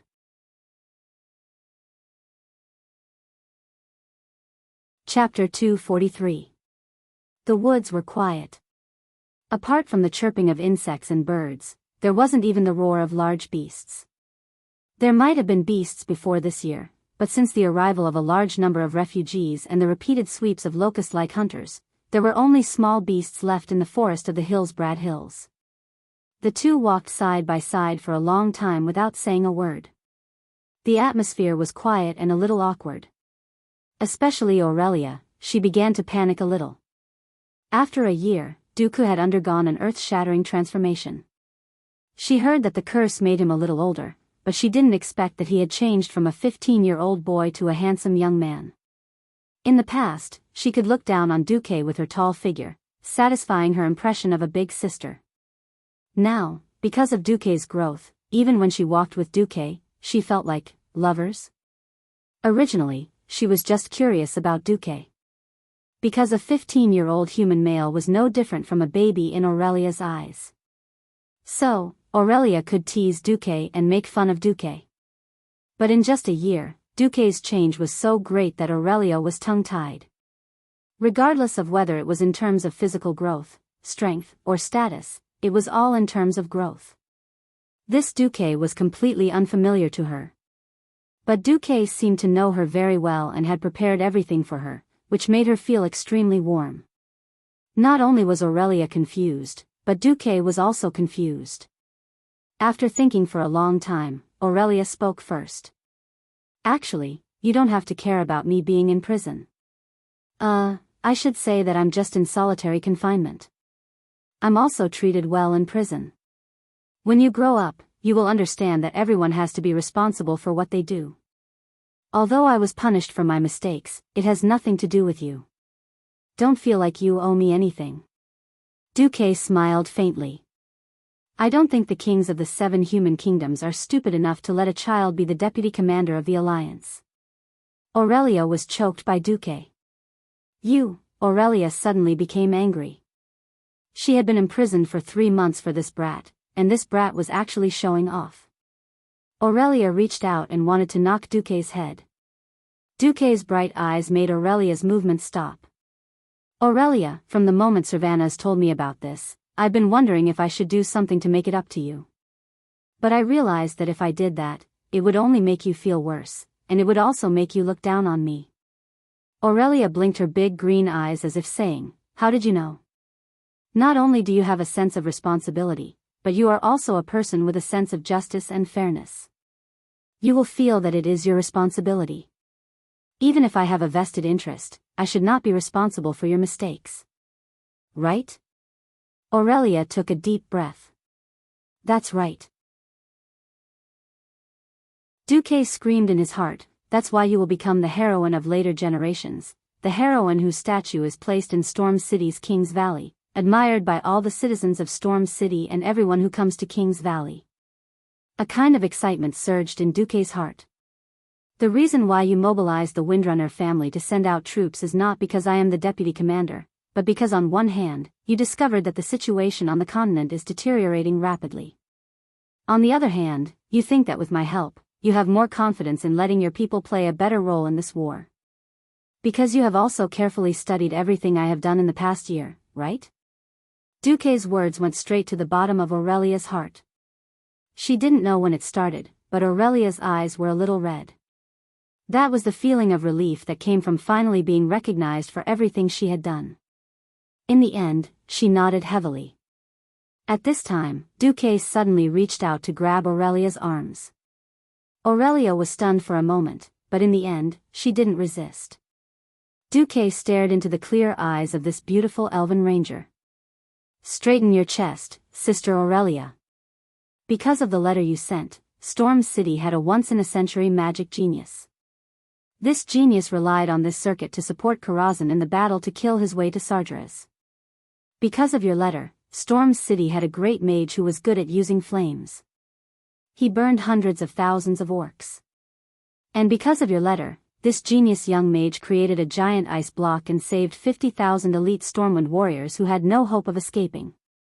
In the end, because of your letter, a new legend was created, and this legend continues to write the legend of him and Aurelia Windrunner as the deputy commander of the Alliance. With your momentary sacrifice, you cultivated a child of destiny who changed the history of the entire continent, and even the fate of all intelligent creatures on the planet.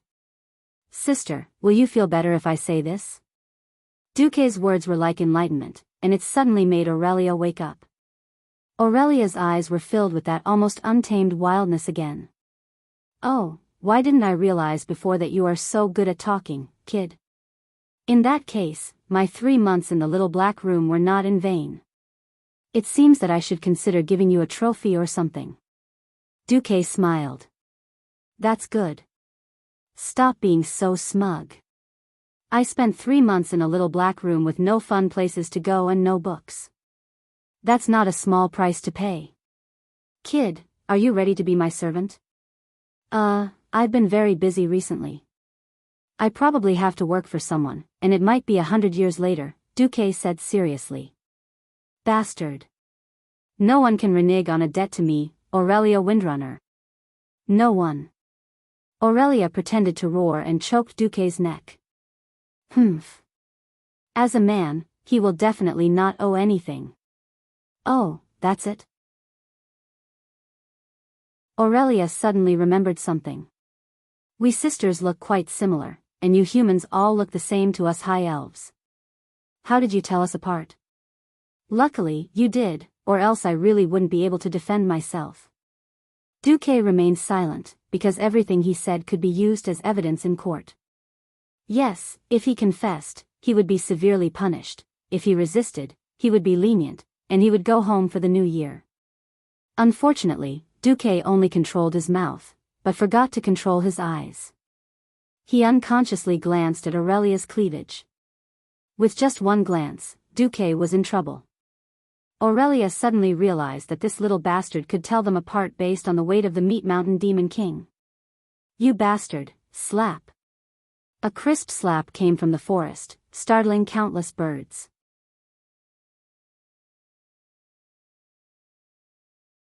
Chapter 244. Ouch! Ouch! Ouch! The mighty Sea King, Sky Wizard, and Alliance Deputy Commander Duke Marcus was in a small wooden hut, nursing his wounds. "Sir, you have no self-respect. There is no need for you to accommodate that wild woman from Kuel Salis.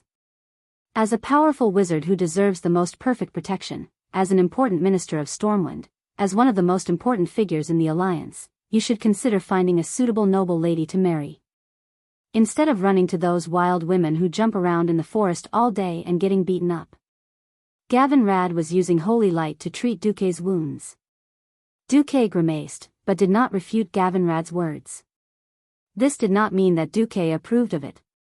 It was just that it was useless to say anything. Gavin Rad misfortune, as the most capable of fighting among the new generation of Stormwind City nobles, was forced by Lothar to attend Archbishop Fael's ceremony and became one of the 7 Holy Knights. Unfortunately, among the 7 Holy Knights, Gavin Rad's strength was only above the weakest Windsor, and even below Bolvar, whom Duque had forced in. As one of the 5 Holy Knights in history, Gavin Rad also had the least presence. In the later Battle of Andoril, Gavin Rad died at the hands of Arthas, who had turned into a Death Knight. It was not that Gavin Rad was weak. In terms of strength, if the strongest Uther was defined as the maximum value of 100, then Gavin Rad would be around 82. It was probably at an excellent level. The main reason was that the other Holy Knights were too arrogant. His natural strength was not off the charts, coupled with a large amount of aristocratic thinking and a lack of devotion to the Holy Light, his performance in history was not outstanding enough. As a guard, his performance was enough to make Duque feel at ease. Even though he knew that Gavin Rad was doing it for Duque's own good, sometimes some words were very harsh, such as, "Sir Marcus, if you need to vent, I would suggest that you." Gavin Rad glanced at Vanessa, and then said in a deadpan manner, "Find a maid, such as Vanessa, that would be good. After all, she is one of us, Anne." Vanessa's embarrassment turned into anger. She used shadow steps to flash behind Gavin Rad and used backstab. However, paladins were like cockroaches that couldn't be killed. Moreover, Vanessa's training was far from perfect. To everyone's surprise, Gavin Rad turned around and punched Vanessa and her dagger away with a fist that was glowing with holy light. "Oh, it's fine if Vanessa doesn't want to. However, my first teacher back then was my maid. Even today, when I wasn't married, she was still my lover. My lord, you should understand that marriage between nobles is very prudent." On the other side, little Vanessa roared, "Asshole, I won't let you off. Hey, Vanessa is my maid." "Of course, sir. I'll try my best not to hurt her." As he spoke, Gavin Rad sent Vanessa flying with another punch. All right. I know which family I'm going to marry. Don't talk about this anymore." "Understood, my lord." Apart from thinking like a noble, Gavin Rad was also an excellent paladin. However, that was all. Duque would send Windsor to help him control the Marcus family's private army, but he would not let Gavin Rad go. In the following days, the relationship between Duque and Aurelia. How should it be said? It should be normalized. Things would go as they should. They would not be overly intimate, nor would there be any so-called estrangement. The two got along naturally. The only problem was that Aurelia still often treated Duque as a child. Lothar also teased Duque from time to time, saying that he had occupied the 2 most beautiful elven rangers, but could not eat either of them. Time entered November 11th. Lothar found that there was nothing that could make him laugh. The Griffin sentries stationed near the wetlands, near the mountains around Iron Stove Castle, had returned, almost as corpses. In order to ambush them, the Horde had sent out a large number of search teams. Proudmoore's ship had also returned. And Duque's Naga scouts. They all brought the same bad news. The Horde had seized more than 90% of the land of the dwarf kingdom of Cosmodan, and began to use the dwarven mines to build their own ships. Unlike the wooden transport ships before, the ships were large and rough iron ships. They were very clumsy, but they could carry thousands of orcs in their cabins. These ships would quickly carry the Horde across the water. Their target was obviously South Shore, or to be precise, the west coast of South Shore. Because these days, there had been countless Horde scouting boats trying to pass through the Naga and Murlocs to investigate the movement on the west coast. South Shore, on the other hand, did not have a single Horde scouting boat. It was completely like an abandoned target. It seemed that if the Horde successfully landed on the west coast of Hillsbrad, they would be at the midpoint between here and Gilneas, not far from the territories of Gilneas, Dalajan, and Alterac. Then the Horde would have the initiative, and the orcs could attack in any direction.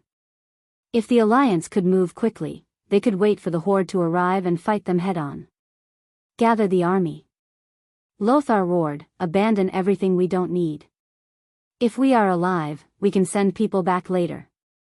Now, we just need to maintain speed. Let's go. Let's go. When his other adjutants were about to go out of the headquarters to gather their own troops, Lothar turned around and looked at Duque. The king stood next to him. Sorry, your South Shore defense line seems to be useless.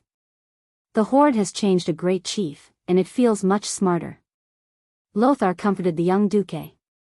Not only Lothar, but many others also gave Duque a comforting look. Everyone knew that Duque had spent an unimaginable amount of effort to build the South Shore defense line. As the representative of the elves, Aurelia also attended the meeting. She almost wanted to go up and comfort Duque. At this moment, Duque suddenly spoke. General Lothar, do you want the few elites of the Alliance to fight against the Horde in the open wilderness? Lothar looked a little unhappy. What else can we do? We can't control where the Horde will land. We can't set up a long defense line along the entire Hillsbrad coastline at this time. If the Horde lands on the west coast, they will directly bypass your defense line in the direction of the sea in South Shore, and all the Alliance troops will be surrounded and annihilated in South Shore. Lothar was half explaining and half commanding to Duke as a senior tactician. At this time, he and Aurelia both saw the corner of Duque's mouth raised. Then let the Horde come to South Shore themselves to die. Duque snapped his fingers, and Windsor immediately understood. He walked out of the command post and waved 2 red flags high. Then the next moment, countless forts suddenly appeared on the hills in the distance where there was only green. Lothar and the others were stunned.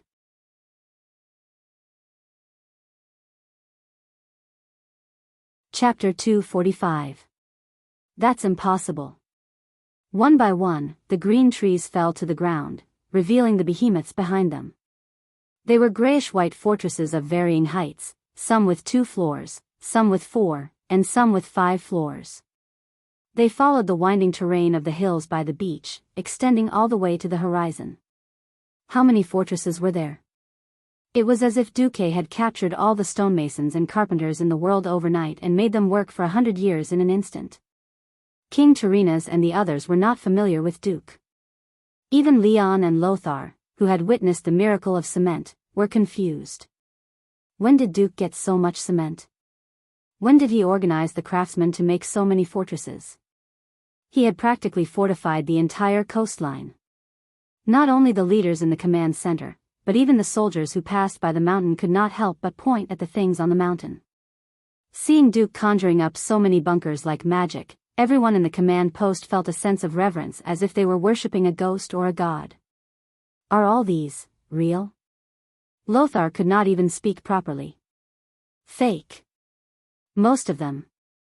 Duke shrugged his shoulders and shrugged. Also, spreading the troops evenly across a long defensive line is the work of a fool. I don't want to do such a thing. Then, Duque raised his chin and waved at Windsor. Two of Duque's private soldiers carried a fortress over. The leaders in the command center were stunned again. That's right, two people carrying a fortress that weighed who knew how many tons. Wait. Finally, a sharp-eyed fellow saw the problem. It was the color of wood. Wait. This so-called fortress is all made of wood? King Salas of Stormguard could not help but ask. Duque smiled in a self-righteous manner. Of course, in the eyes of the other kings, it was a sneaky smile. To be precise, most of it is made of very thin planks with a wooden frame. Don't worry, it's very sturdy. Unless there's a strong gust of wind for more than a day, it won't break. A group of big shots walked out of the command center and looked at the bunker again and again. They could not help but praise Duque's wonderful idea. At first glance, it looked like a complete house, but in fact, all the materials used were minimized. The inside was filled with wooden planks and strips, and the outside was smeared with lime and mud, making it look like a blockhouse made of bricks and wood. If one were to look at it from afar, no one would be able to tell that it was just for show. Not to mention ballistae and cannonballs, even an arrow would be able to pierce through this thing. The problem was, if so many of them were placed on the hill, it would be very tall. It was a steel line of defense. Duque clapped his hands. All right, I've arranged for the javelin throwers to be stationed at the key points. Next, I'll have to trouble Aurelia to send half of her rangers to defend the key points. Together with Admiral Dalen's patrol ships and my mere people, there should be no loopholes. General Dylin was obviously delighted. Aurelia, on the other hand, rolled her eyes at Duque flirtatiously. The flirtatious look was fake. The main thing was that Aurelia remembered how Duque had tricked her into tracking him. Those eyes were clearly saying, "Little thief, you're the most cunning of all." Of course, it was a different matter from how others saw it. King Alterac Eden muttered unhappily, "Didn't you say that the tribe changed to a new chief? Is this guy smarter than before? Will he fall for it?" This was indeed a problem. But it was not a problem for Duque. After the demonstration, everyone returned to the command center. Hee. In fact, this new great chieftain has always been my and Lothar's old rival. Duque laughed heartily as he looked at Lothar. Black Hand is just a brute. All his previous strategies were the ideas of his deputy, the current chief, Orgrim. If you pay attention, you'll find that this guy's fighting style is actually the same as his opponent's sudden inspiration in the Elven Forest. Lothar rubbed his chin as he recalled the past. Yes, I'm also curious about the enemy's commander. He can fight head-on and has strategies and tactics. I thought he was an enemy with a strong sense of the big picture. I had my doubts for a long time after killing Black Hand. Such a smart guy shouldn't have challenged me to a duel. Hey! You haven't answered my question yet. King Eden was very unhappy. Why do you think he'll definitely send the tribe to their deaths at South Shore, where we have the best defense? Based on the fact that I understand my enemy. Based on the fact that they will think. Since we are going to attack by force anyway, we might as well attack the place with the best landing conditions. Duke purposely paused for a moment. There must be people who are not convinced by my words, right? Humph. King Eden snorted coldly. Duke raised his right hand and pointed his thumb at the huge block of ice that was placed next to the window of the command center. During the previous alliance meeting, some people questioned whether that ugly head belonged to the tribe's chief. Now we can try it. If the tribe really refuses to come, we'll hang the head at the gate of South Shore and raise the war flag we stole. We'll know whether these two things are real or fake once we try them. When Duque said this, Lothar's eyes lit up astonishingly. Lang even clapped his hands in amazement. Good. If the old king of a country was killed on the battlefield and even his head was cut off, what was the easiest way for the new king to establish his authority? Wasn't it just to kill the old king's enemy and clear his name? It could also boost the morale of the people. The same logic applied to the tribes that were more courageous and valued individual strength more. Antonidas stroked his long white beard. Are we going to hang the chief's head from the start? No, no, no. Duque shook his right index finger. That's too wasteful. I'm very confident that Orgrim will attack South Shore. This move is just a safety measure, or it can only be used when forcing the tribe to bleed. Force the tribe to bleed, how ruthless. The kings could already imagine how the tribe would feel when they found out that South Shore was a super tough nut to crack and was about to retreat but had to continue sending troops to deal with this death trap. That wasn't all. Duque drew a line on the map. As long as the tribe can't cross the sea through this shortest route, they'll have to make a big detour no matter if they go west or east. By then, Daylin, your fleet can.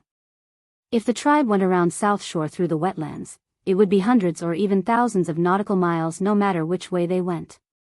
If Dalen's fleet couldn't even handle the transport ships that wouldn't resist, they might as well sink themselves.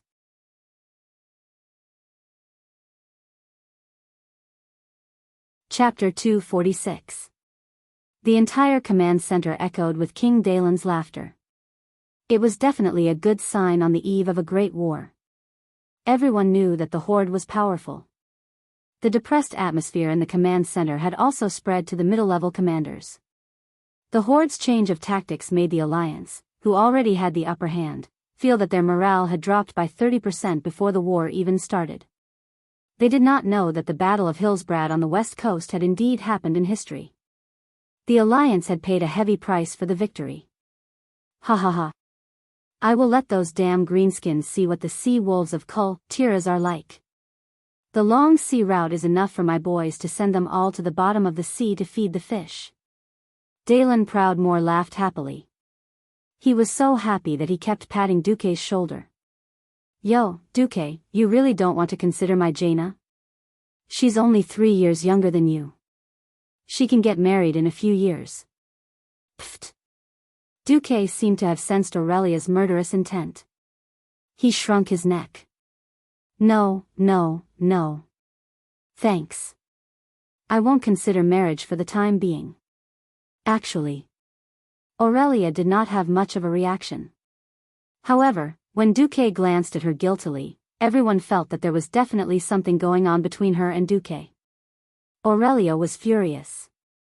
If they were not in the Alliance command center, if Cervantes did not secretly pull her back, the Demon King might have gone crazy. However, at this time, Aurelia could only pretend that nothing had happened. She smiled elegantly and looked out of the window as if there was an opera in the air. Ah! God! You're so blue. Aurelia felt that she was an idiot. It's all that little bastard's fault. Behind Aurelia, the second sister of the Windrunner family covered her mouth and snickered. Okay, gentlemen. Lothar clapped his hands to attract everyone's attention. Thank you, Mr. Marcus, for your brilliant plan. Let's make some changes to the battle plan. Everyone has seen South Shore's defensive line. I don't think we need all of our troops to defend South Shore. We can mobilize a considerable portion of our mobile forces to prevent the Horde from attacking the west coast. The military meeting continued.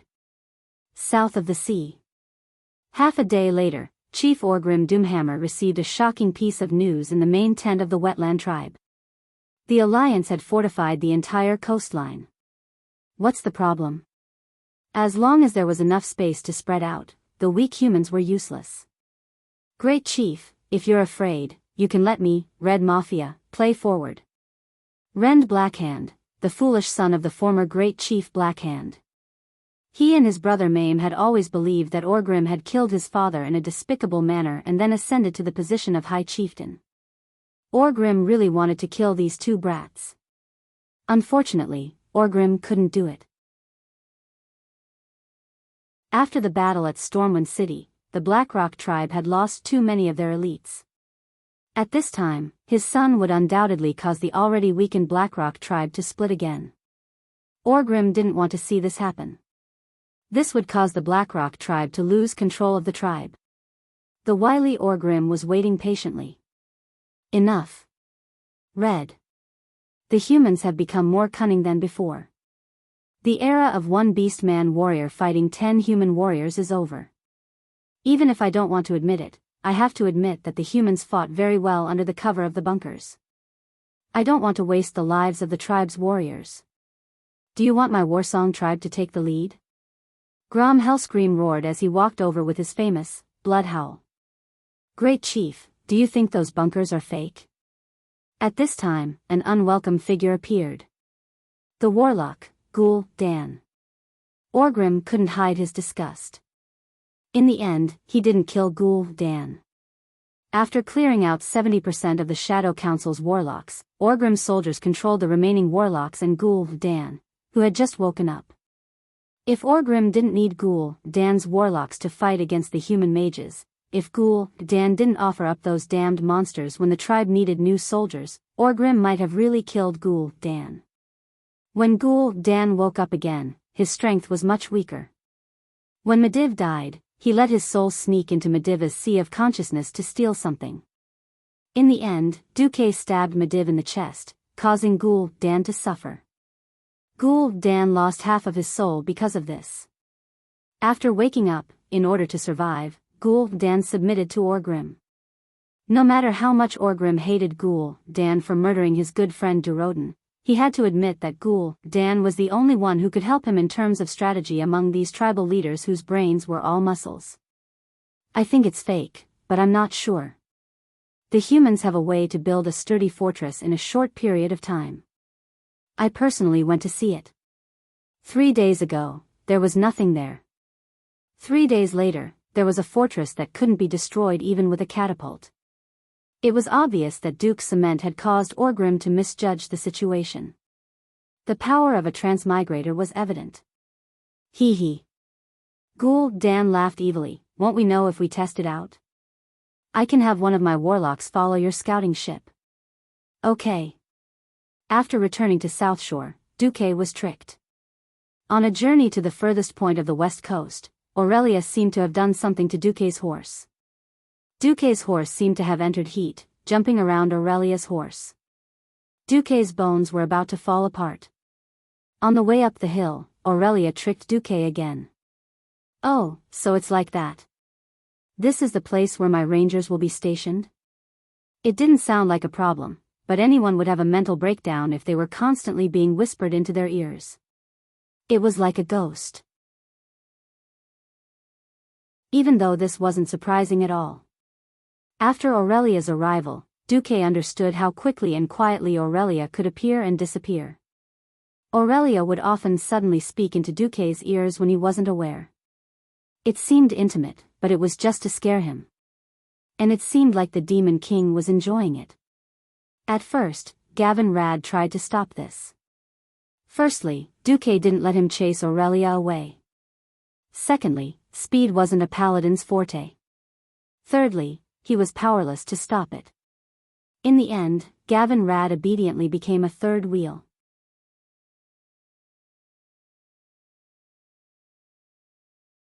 Chapter 247.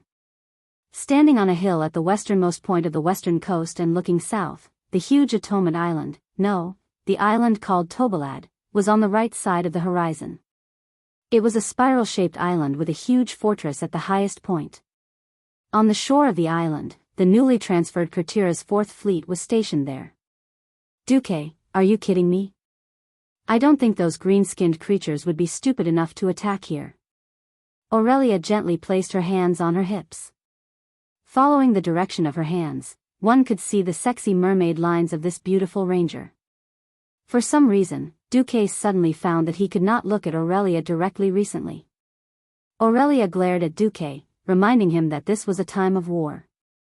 Unfortunately, Aurelia also found that she could not look at Duque directly recently. Even if she kept telling herself that Duke was just a 15-year-old kid, she still couldn't believe it. But he did not look like a kid. Alright, back to the main topic. The place they were at was very delicate. From the topography of the mountains, there were towering mountains to the west. Even the beast men would find it extremely difficult to climb up the steep cliffs of almost 90 degrees. This was definitely a nightmare for an army to disembark.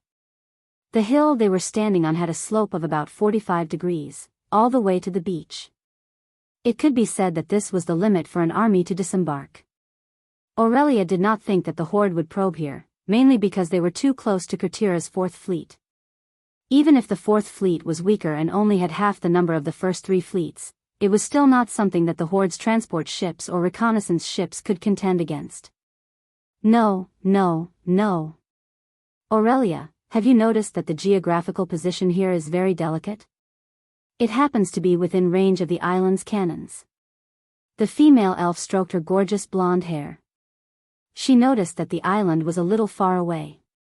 If they passed through the side of the island, because of the protruding mountains on the west side, there would be a blind spot that long-range weapons could not reach. If they broke through here, the cannons on the island would not be able to reach them. But here, Duque had actually built a huge bunker. A 5-story blockhouse was built here using cement mixed with newly arrived volcanic limestone. The lowest level had a total of 8 cannons, and the second level had 12 ballistae. There were also catapults on both sides of the blockhouse. This configuration was almost comparable to South Shore. I want you to destroy all the scouts of the tribe in the shortest time possible. I can only leave this task to you, Aurelia. Duque said with bright eyes. The female elf was obviously snubbed. She put her hands on her waist and felt as if there was an invisible tail on her butt. Humph. You seem to know quite well who is the strongest woman in the Windrunner family. Duque face-bombed, sweating profusely. On the way, Duque arranged for Sylvanas to guard a blockhouse midway between South Shore and this place. In Aurelia's opinion, that was the most likely place to be tested. Because of this, Aurelia threw a tantrum for a long time. Now that the great demon king was satisfied, she let him go. Aurelia, who was ready for battle, felt that Duque was a hindrance. She said that he, as the deputy commander, did not need to worry about the specific layout of the battlefield and sent Duque away. Duque had thought that this was the end, but on the way back to South Shore, he saw 2 long legs dangling in the air. The green boots hanging in the air were really eye-catching. Coupled with the long legs that were definitely more than 10 meters long, it was hard not to see them. Elves were slender to begin with, and Queen Sylvanas' long legs were even more exaggerated. Not to mention the extra fat, it was a perfect beauty that would have been too plump if there was more, but too skinny if there was less. Duque, Gavin Rad, Windsor, and Duque's guards stopped their horses. All right, Hill. Sylvanas, what's the matter? Queen Sylvanas' legs swayed as if she was kicking the water, and there was an intoxicating laziness in her expression. Nothing, I just feel that.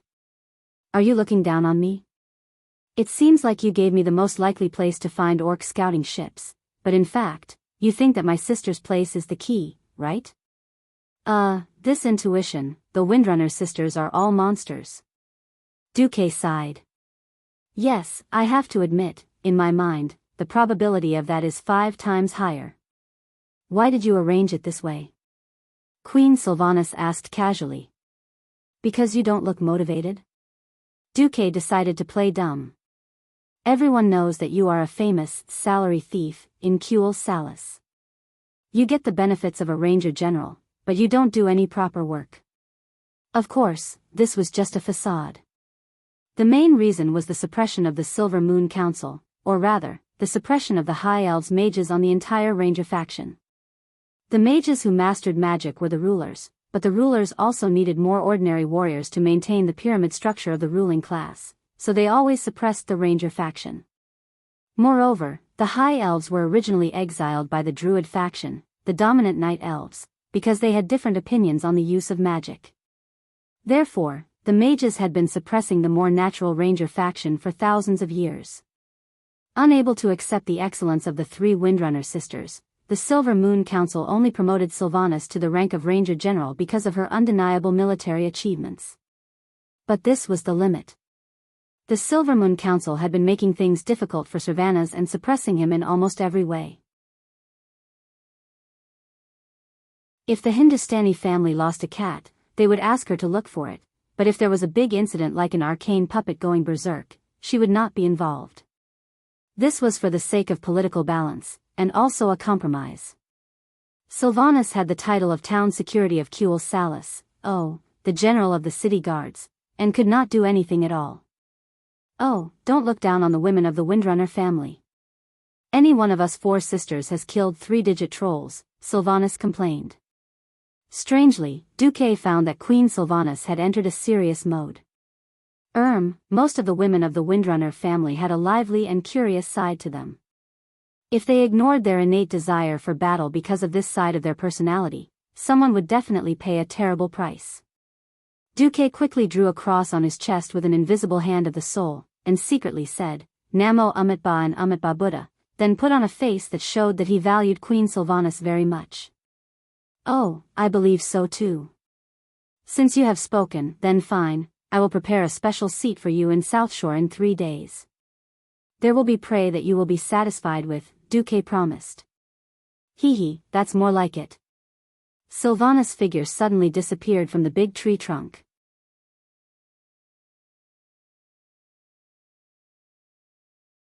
Chapter 248. The next moment, Sylvanas suddenly appeared behind Duque, who was riding on horseback. It looked like the two of them were riding on the same horse, incomparably intimate. In reality, Queen Sylvanas did not put any weight on the horse at all. She was so light that he could not feel any weight at all. Her hands pressed lightly on Duque's shoulders, and she came up from Duque's right back. A strange natural fragrance gently brushed past Duque's ear, making Duque's heart itch. Then, Duque suddenly felt a strange touch on his right cheek. It was the touch of red lips. Unlike Aurelia's soft kiss last time, which was like kissing a child, this kiss felt between intimacy and warning. Between kiss and bite, there was a hint of a reward, but also a faint warning. Yo, the great lad that my sister has taken a fancy to. This is your reward in advance. But if you dare to break your promise, I will bite off a piece of your flesh in the same place. After the lightning kiss, Queen Sylvanas's warning came through the whisper of the wind. Duque touched the right side of his face, not knowing whether to laugh or cry. Was this a warning? Or a reward? In any case, Duque was teased again. Sylvanas's green figure suddenly disappeared without a trace. She was ridiculously fast, and her graceful figure was also dazzling. On the other side, Gavin Rad chuckled unkindly. Hey! You're not qualified as a bodyguard. Duque complained. As long as you give the order to label Lady Aurelia or Lady Sylvanas as an enemy, my warhammer will definitely not hesitate to smash that beautiful face. Gavin Rad's face had a naughty look on it. The subtext was, do you dare, Duque? Duque would not do that even if he was out of his mind. That was Queen Sylvanas. If he could change history and save Queen Sylvanas, so that she would no longer be the cold undead queen, but a warm and lively Sylvanas, that would be perfect. Thinking of King Lang, who was still alive and kicking, Duque suddenly felt confident. However, could Sylvanas still be called queen if she did that? Duque suddenly felt a little melancholic. At this moment, Gavin Rad muttered softly, thank goodness you didn't take fourth brother as well. Otherwise, you would have become everyone's enemy. What? Duque was stunned for a moment and didn't pay attention. Oh, nothing. As expected, the tribe's probing came on the second day. It was a dusk raid. Almost 30 transport ships rushed out of the sea almost as night fell. Currently, the horde was indeed lacking in warships. The clever orcs had found another way to solve the problem of not having control over the sea. That was speed. It was unreasonably fast. It was insanely fast. This wasn't the latest metal lump, but an earlier batch made of pure wood. It was lighter and faster. The hull was ridiculously low. There was no mast, no tower, and no deck could be seen from the outside. The part above the sea was almost completely covered by defensive shells. The orc laborers covered the top of the ship with large shells for defense. What did the orc transport ships use as power? The answer was oiling. It was purely hand-powered, without any additives or preservatives. Oh, wrong, without any high-end navigation technology. There wasn't even a rudder. It relied entirely on paddles to change course. From a bird's eye view, the entire ship looked like a cockroach gliding on the surface of the water. The orcs' navigation was simple and violent. What if the waves capsized the ship? What if they were not skilled enough to sail on the sea? Nothing. If they sank, so be it. Orcs who could not be used had no right to live. This was the orcs' philosophy of life. When 27 of the 30 transport ships broke away from the patrol fleet and rushed over, there was a huge commotion on Tobalad. It was only when the ships broke through the waves, completely ignoring the possibility of recycling them, and rushed to the beach along with the surging tide, that the first meaningless roar of cannons rang out on Tobalad Island. The sky rapidly darkened. Looking from afar, most of the ships had reached the shore. Many black figures gathered together and stepped onto the stony beach. They didn't line up and charged towards the hill in a disorderly manner. Even from the hill, Aurelia could see these creatures with red eyes and green skin. They were tall and had no armor. They carried heavy weapons that could definitely be described as massive as they ran towards the hill. They brandished crude weapons such as axes, hammers, machetes, and spears. Many of them didn't have the glow of metal. And they had a lot of people. It was hard to imagine how more than 50 people could fit on those small transport ships that looked like they could only fit 20 people. 22 ships, more than 1,000 Suicide Squad members. Night attack. This was not a small amount of pressure for the regular human army. The High Elf Rangers were an exception. They didn't even need to observe the direction of the wind. The Windrunner sisters were the children of the wind. Aurelia raised her emerald green longbow and knocked 3 green arrows with her slender fingers. She didn't stop to recite a series of numbers. Wind southwest. Force 2. Elevation 3. Beside Illyria, Lilith's Windrunner, who had been silent all this while, shouted uncharacteristically. Wind southwest. Force 2. Elevation 3. Behind the Windrunner sisters, 500 elite rangers raised their longbows in silence. If it was a human archer unit, they might need a marksman to lead the shots.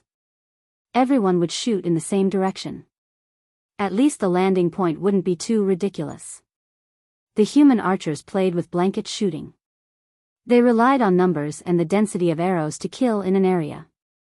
What about the High Elf Rangers? Sorry. They were all F*King snipers. Aurelia's strong figure stood in the wind. The breeze blew her golden hair and her green cloak. She looked like a valiant female archer. 3 consecutive shots. Aurelia shouted. The bowstrings in the hands of these elite rangers, who were holding 2 or 3 arrows at the same time, were finally released. More than 1,200 arrows flew into the sky, striving to outdo each other. At the same time, Duque had specially arranged the fake goods to be shot. What the catapult threw out were all arrows without arrowheads or feathers. What Duke wanted was this feeling of being shot from all directions. It was for the beast men in the observation ships to see. The real fatal ones were Aurelia's rangers. It was difficult for bows and arrows to deal a fatal blow to the strong orcs. This rule, that had been proven countless times, clearly only applied to human troops. For the High Elves, who were born with marksmanship and had night vision and telescopic eyes. The exposed throats and skulls of the orcs were simply huge targets. In the second round of 3 consecutive shots, the orcs attacking the beach were actually all wiped out.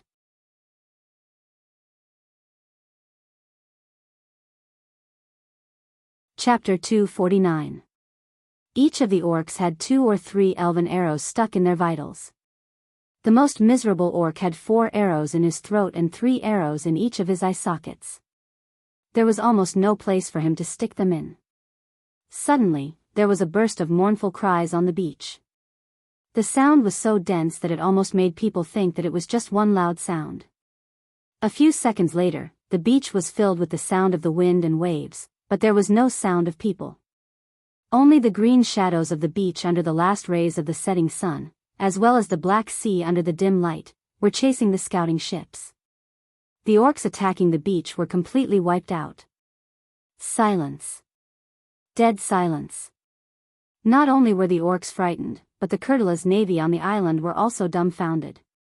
The navy had originally planned to approach the shore as much as possible and support the defenders on the shore with artillery fire.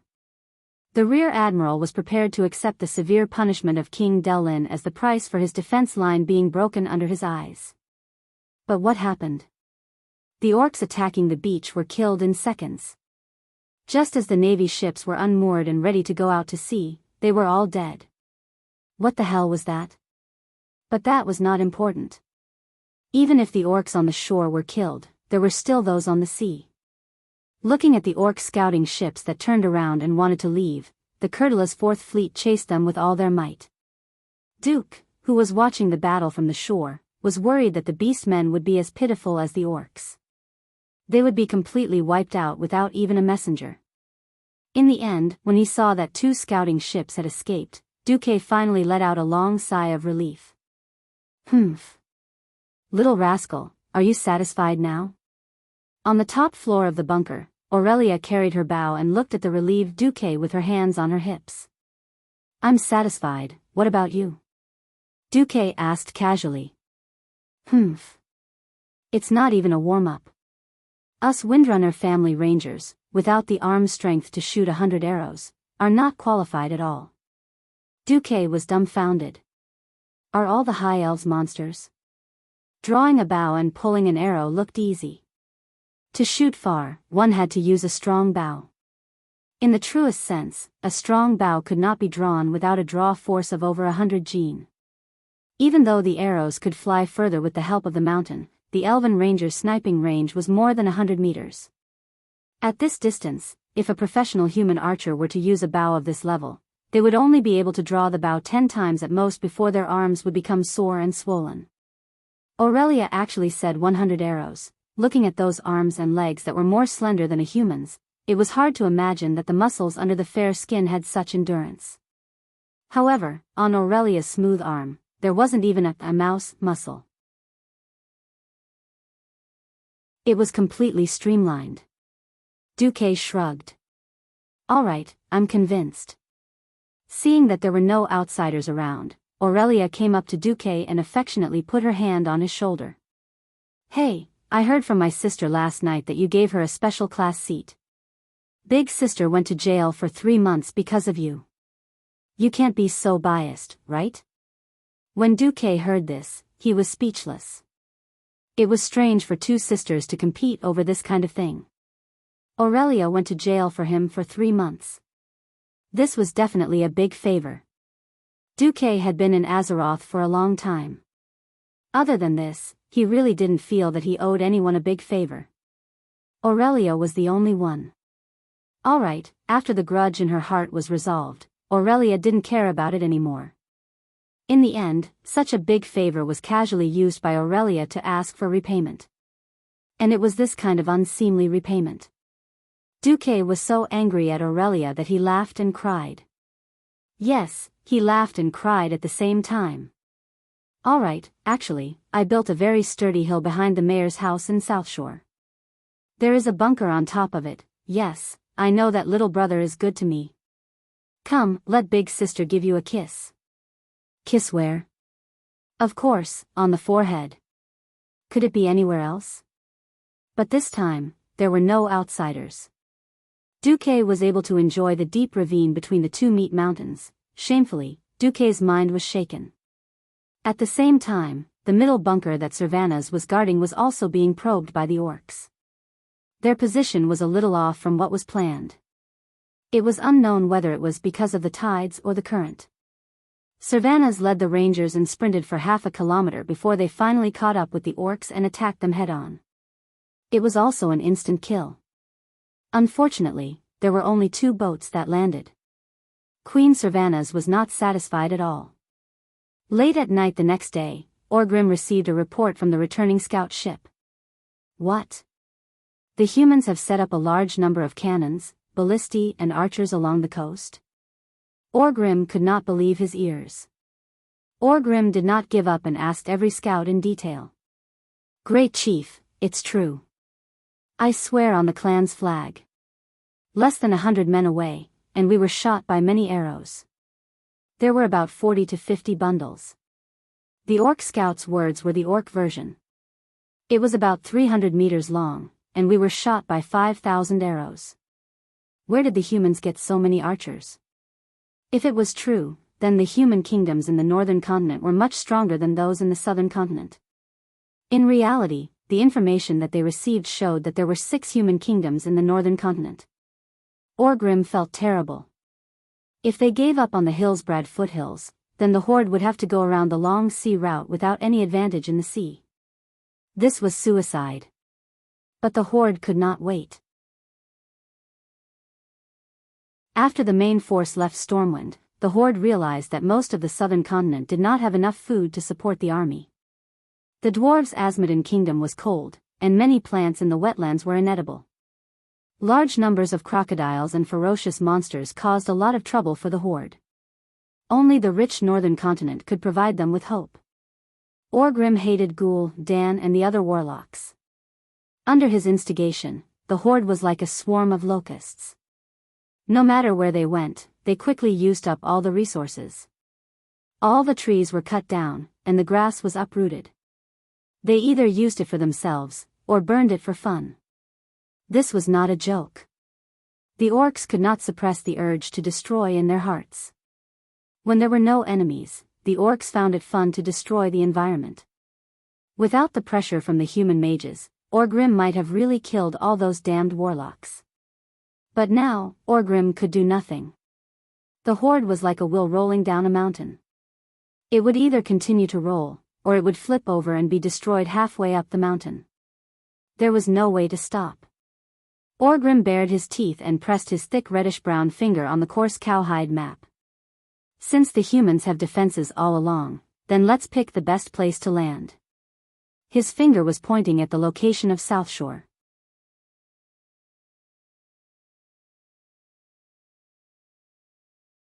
Chapter 250. On the 18th of November, the famous Battle of South Shore, officially known as the Battle of Hillsbrad Hills, broke out. Unlike the previous battles between humans and orcs, where they lost in the field and were forced to defend passively in every large-scale defensive battle, this time, they successfully lured the enemy into the trap and entered the carefully selected battlefield of South Shore. Every alliance general was extraordinarily excited. The intelligence had come back. The horde army had assembled on the ships, and according to the direction, their destination was South Shore. There was no way to lie about this. Duques Naga could not possibly guard the coastline of hundreds of kilometers of wetlands without any loopholes. This was something that could not be guarded by any means in this era. The march of the army was different. When a large number of ships were pushed from the beach into the sea, the alliance generals knew that the war was coming. One day later, the orcs would come. Duque pressed his palm on the huge map in the command center and said loudly, "This time, the name of the battle is Orc Blood." Orc Blood? A simple and straightforward name. The proud soldiers and generals from the 7 kingdoms all fell into a murmur as if they were possessed. Soon, an indescribable feeling of fear spread through their bodies and went straight to the deepest part of their minds. It shook violently, resonating with the armor on their bodies and the long swords in the scabbards at their waists. These experienced generals had a strange feeling at the same time. It was as if a magnificent illusion had appeared in front of their eyes. On the battlefield that had been burned to ashes, countless green-skinned corpses were strewn all over the place. Every corpse was so ferocious and cruel, but their unwilling souls could only continue to vent their anger by roaring in the desperate hell. The generals could not think of any other name more suitable for this battle after hearing the name, Orc Blood, from Duque's mouth. Even if this was not the final battle between the Alliance and the Horde, it was still very exciting to let the enemy's blood dry. No. They even felt that because of the name, the success of the battle was inevitable. Of course, this was just a momentary illusion. Not to mention the Stormwind Kingdom's army that had experienced the defense battle of Stormwind City, just by seeing with their own eyes that even the corpses of the orc laborers had the physiques of the strongest human soldiers, the generals of the Alliance knew that the road ahead would be extremely difficult. There was no such thing as a casual victory. Every victory, even with such an overwhelming advantage, had to go through several life and death ordeals. The expressions on their faces quickly changed from excitement to seriousness. However, it was undeniable that as useless martial artists in a peaceful era, hearing such a name for battle in a chaotic world that suddenly descended upon them would inevitably stir up the lofty sentiments lurking in their bodies. Their sharp eyes were still filled with excitement. What excited them the most was to take the first step toward strategic victory before they gained an advantage in terms of tactics. This was the great achievement of a super genius deputy commander who looked like he was 19 years old but was actually only 15 years old. In a sense, they were standing on the shoulders of giants. Please let me, Haas's Eagle Knights, be the vanguard. Stop joking. This is a defensive battle. Don't tell me your knights are going to charge into the sea. Let my torrential Fort Mountain infantry do it. Every general enthusiastically recommended themselves to Duque. Originally, the deployment of the army should have been done by Lothar, the commander-in-chief. Lothar, on the other hand, said that no one knew the South Shore defense line better than Duque himself, so it was best for him to arrange it. So he temporarily handed over the command of the army to Duque. Duque was not going to pass on this responsibility. He was very clear that this was likely to be the turning point between the alliance and the horde. Every army that appeared might go down in history because of this. However, Duque was extremely cautious. As a transmigrator, he knew that the horde must have some cards. Even though the horde had changed a lot, the few cards in the history were probably still there. First, General Proudmoore. Duque directly called out his rank. Yes. It was rare for King Dalen Proudmoore to stand at attention. Except for the 4th Fleet, which is cruising in the waters opposite the West Beach, all fleets set up pocket formations in the waters opposite South Shore. All light transport ships are to be sent over. Before we receive the signal, we must let go of 60% of the large transport ships with metal plates. Once we receive the signal, kill them at all costs. No problem. General Dalen was heroic. Duque turned his head and scanned the alliance generals from left to right. Finally, his gaze landed on Mograine and Abendis. General Mograine, General Abendis, can I trust your Scarlet Crusade? The Scarlet Crusade will not retreat. Mograine roared domineeringly. On this obviously much younger face, Duque seemed to see the heroic image of him wielding the domineering semi-divine weapon, Ashbringer, to kill enemies in the future. Duque drew a line on the map. From the mountain to the west of South Shore, 5 kilometers to the west belongs to your army. I want you to defend the mountain to the death. Without the signal, no counterattack. Understood. In this era, army was a very general concept. A smaller army could only have 5,000 or 6,000 people. A bigger army, like Mograine's Scarlet Crusade, had nearly 30,000 people. The current Scarlet Crusade was far less crazy and twisted than in the future. They had excellent discipline and high morale. They were definitely the cream of the Lordaeron army. Duque sent them as the main defense force. King Terinas, who had been silent all this time, also had a proud expression on his face. Next, Duque looked at King Lang. General Rin. Duque was definitely strange, but in order to maintain the military system of the alliance, he had to do this. Yes. The golden-armored Lang was also eager to prove himself. You and General Seamus will lead the Griffin Legion and the 1st and 2nd Stormwind Infantry Divisions to defend the mountain to the east of the town. Understood. To be honest, Lang was a little disappointed. It sounded like Mograine, but one on the left and one on the right of South Shore. In reality, the Stormwind had the advantage in terms of terrain.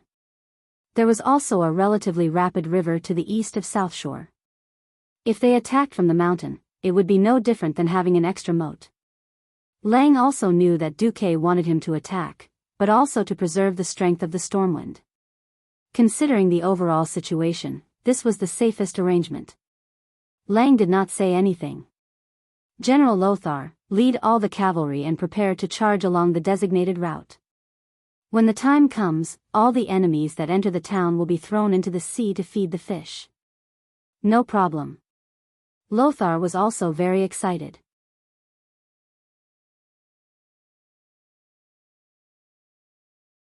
Chapter 251.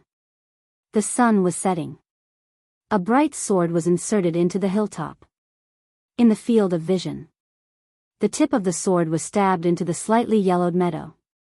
The sharp blade, which shone like a pool of autumn water, reflected the vast sea, while the hilt of the sword blended into the endless sky. It was as if the sword had pierced through the entire world. The blue ribbon on the hilt with the emblem of a lion's head fluttered in the breeze, and the swaying elegance reminded one of a distant memory. The wise and deep blue eyes were squinting slightly, greedily absorbing the scenery between heaven and earth into his pupils. The middle-aged man was wearing a blue lion's head cloak with golden edges. Under the cloak was a shiny golden helmet, which symbolized the glory of an era, as well as the shame of an era. A pair of large hands that had only recently become rough touched the top of the sword hilt, holding the sharp sword. He stood upright in the wind like a stone statue. "Your Majesty, it's getting late." "Andoan, guess what I'm looking at?" King Lang smiled and turned around to ask his childhood friend, the former leader of the Storm Knights, and the current commander-in-chief of the Alliance. After crossing this sea, head forward, then southwest, then southeast, where Stormwind City is. Lothar was indeed worthy of being Lang's best friend. He easily guessed Lang's thoughts. Stormwind City is the land that we once risked our lives to protect. It's also our glory. When I knew that Stormwind City could not be defended, I thought that my sword and I would be destroyed there. However, for the sake of Varian, I'm still standing here, looking at my sword in a foreign land. Lang pulled the sword out of the ground.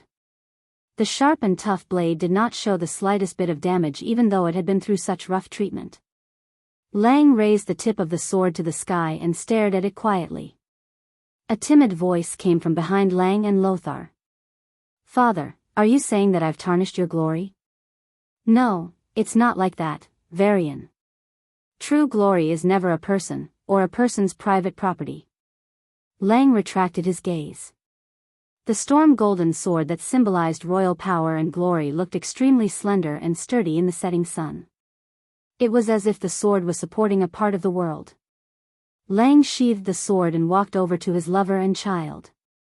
The queen gave Varian a gentle push, allowing the young Varian to step forward. Lang caressed Varian's head lovingly. His loving gaze seemed to have traveled through time. 1,000 years ago, when the last son of Thoradin the Great was abandoned in the ruins of the Torrent Castle by the arrogant nobles who were eager to go to the rich land of Lordaeron. The late king of Stormwind brought his son and led the abandoned poor people across half of the continent to the valley where Stormwind City is now. The late king made a vow, "I swear to protect my people, to keep them away from hunger and cold, to keep them away from killing and strife, and to keep them away from the arrogance and greed of the nobles." Lang's voice was deep, but there was a strange sense of emptiness that made everyone feel as if they had traveled through time with his voice. The late king did it. He forged the glory of Stormwind in his own way. He also used his own way to tell the later generations what glory was. Before he died, he also issued an imperial order for every noble in the new kingdom to follow the spirit of chivalry, to be humble and devout, full of glory, not afraid of sacrifice, brave and resolute, compassionate and honest. That was how Stormwind came to be founded, with military might and the tradition of inheriting titles through military merit. It's a pity that most of the nobles in Stormwind have forgotten all of this. Hence, I'm more willing to see the fall of Stormwind City as a punishment from our ancestors for losing our glory. The young William nodded as if he understood. Fortunately, when the people of Stormwind were at their most desperate, I still had your uncle Andoan and the unparalleled genius Duque to help me. This gave me the opportunity to make up for my mistake and recover the lost glory of the kingdom. My personal glory is no longer important. My only hope is that the descendants of Orion will not forget their original intention and pass on the glory of the late king. As long as I can do it, I won't have any regrets even if I die. Father. You will. You will see the day when Stormwind City is restored, William said with absolute certainty. I hope so too. However, your Uncle Duque and I will eventually grow old. When that time comes, it will depend on your and Brother Duque's hard work. Yes. The young prince nodded vigorously. Looking at the sea, Lang's vision seemed to penetrate the horizon and reach the huge transport fleet that was traveling at high speed on the sea. It all depends on tomorrow. Don't worry, there's you, there's me, there's Duque. Whether it's Stormwind City or the Alliance, we are invincible. No one would have thought that just a day ago, at the wetland, at the gathering of hundreds of thousands of orcs, someone would say something that was almost the same. Orgrim Doomhammer stood on a high hill. In his vision, hundreds of thousands of orcs stepped on the muddy ground. There were so many beast-men that it looked like a bright green ocean as far as the eye could see. This ocean breathed together, enjoyed the victory together, and enjoyed the same fate. Every orc was looking forward to Orgrim's speech. In the eyes of the orcs, even though there was still the last iron furnace fort that had not been conquered, everyone believed that it was only a matter of time before Kilrog Deadeye's bloodring clan dragged those damned dwarves out of the cave and killed them. They had completely conquered this continent. Although there was better prey and more fertile land here than in their homeland, it was still far from enough to accommodate all the clans. In the eyes of the orcs, this was only enough for 3 large clans to thrive. But how could there only be 3 large clans? Orgrim laughed. Then, he raised his famous Doomhammer up high and roared towards the sky. My people! Listen to me! The commotion below disappeared. Every orc quietened down and turned their ugly faces full of protruding fangs towards Orgrim. This world is very suitable for survival. We can rebuild our homeland here. And we have already conquered this land. This is the victory of the Horde. This is the victory of the orcs. Suddenly, a burst of earth-shattering cheers erupted from below. Orgrim could only wait for the cheers to die down before he continued. But, this is not enough. Humans are not as weak as we thought.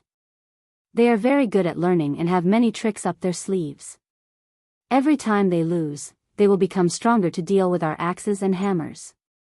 Even though we have chased them out of this continent, they are still trying very hard to take back what once belonged to them. So, what we need to do is to destroy them. To wipe them out from this world. Orgrim raised his warhammer and pointed it towards the north. Orcs, north, attack.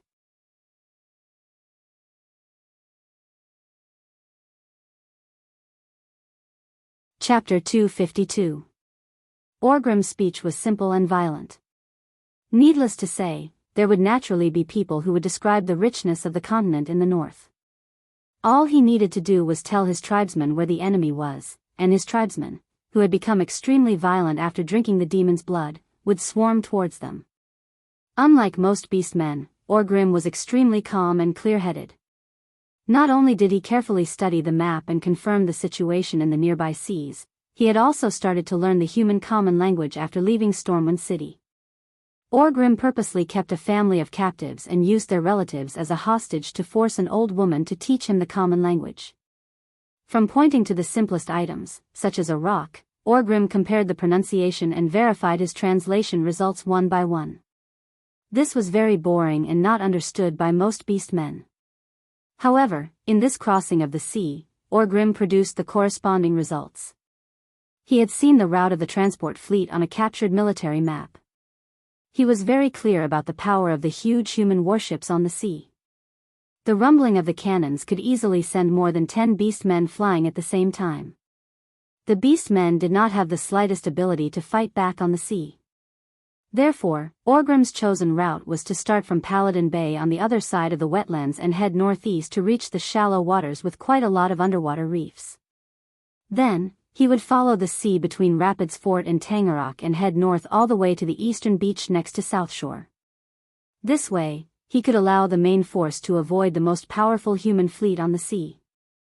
Orgrim considered the Murlocs and Nagas who worked for the humans, but he felt that there were too few of them to be a threat to the Horde. He did not intend to allow the main force to land on the eastern beach because the mountains there were more steep and the entire beach was covered by the humans' arrows and ballistae. If they landed there, even a victory would be a Pyrrhic one. The western coast of South Shore was different. There were more rocks on the coast, which was convenient for concealment and cover. There were too few people with brains in the Horde. Orgrim could only personally calculate the time of departure and arrival. His calculations were very accurate. If there were no accidents along the way, then the first batch of transport ships would arrive late at night. After the decoy fleet, the main force would land around 4:30 in the morning. As long as the main force could successfully land. When the main force of the horde reached South Shore, it would just be morning. The warriors of the tribe would have a whole day to deal with the humans. Orgrim believed that with the beastmen's unparalleled stamina and endurance, even if the weaker humans could defend themselves for a while, they would be worn down and destroyed after a few hours. Orgrim firmly believed that. In fact, on the Alliance's side, General Dalen, who had already led his fleet out to sea, slammed the table and cursed when he heard the time it would take for the horde to pass the sniper position. Doesn't this make our entire fleet into mascots at sea? Dai-Lin felt irritated as he looked at the dark sea through the monocular.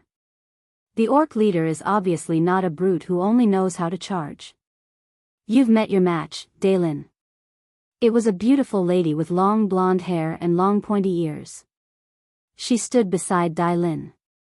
This was a position that was closer to Dai-Lin than the guards of the royal family. All of these indicated that this elven mage had a special status. Indeed, this high elf mage's name was Gina Goldsword, and she was King Delen's lover. This was an almost open secret. Is there any news? Yes, your favorite little Duque sent a message. He said that the plan remains the same. Dai-Lin suddenly calmed down. He was very sure that Duque had a special way to change the situation. In this era, unless the ships were less than 100 meters apart, there was no such thing as a night battle. Since Duque told him that the plan remained the same, he would wait for that opportunity. It was late at night, and the moon was shrouded in dark clouds. Looking out over the dark sea was a very boring task. Many new lookouts would fall asleep in such a situation. But no one could sleep tonight. All the Marines were told that they would be engaged in an unprecedented night battle.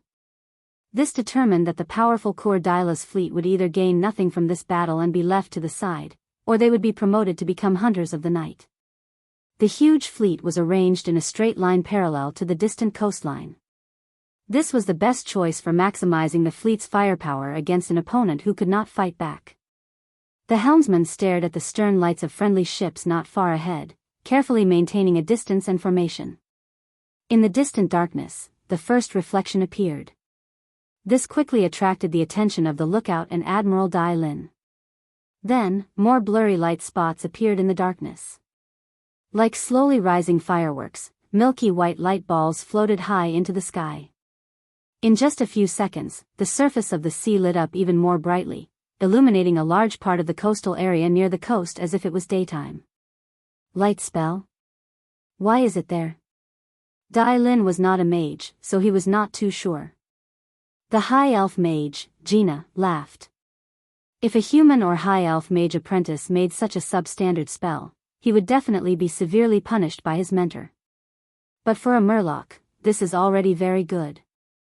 Murloc. It's actually a murloc mage? As someone who had spent a long time at sea and dealt with murlocs, nagas, and various sea monsters for half his life, Dai-Lin certainly knew that there was a branch of murloc wise men among the murlocs. However, those ridiculous murloc wise men were the worst spellcasters. The ice arrows they shot could only form ice that was less than a finger's width in an area the size of a palm. They would scatter with a single slap. Unless they hit a vital point, there was no lethality to speak of. Dai-Lin never thought that these murloc wise men, who could only cast level 1 spells at most, could be used in this way. Yes. They were weak scum. But after playing the role of a lighthouse, they were god-level teammates. In the binoculars, he saw that the orc transport ships in the area covered by the light were the target ships covered by iron sheets. Dai-Lin shouted excitedly, "Open all cannons! Open fire! Open fire!" 2 minutes later, the Coeur d'Ila's fleet, which was already ready, let out a series of roars. Bang! Bang! Bang! Bang! The so-called salvo was just an extremely short interval between all the cannons from the bow to the stern. If they fired at the same time, the terrifying recoil would destroy the entire deck and even the entire battleship. Even if the cannonballs did not arrive at the same time, the momentum was already very terrifying. A heavy rain of iron bullets streaked across the pitch-black sky and fell into the Horde's transport fleet with a unique screech that symbolized the arrival of the Grim Reaper.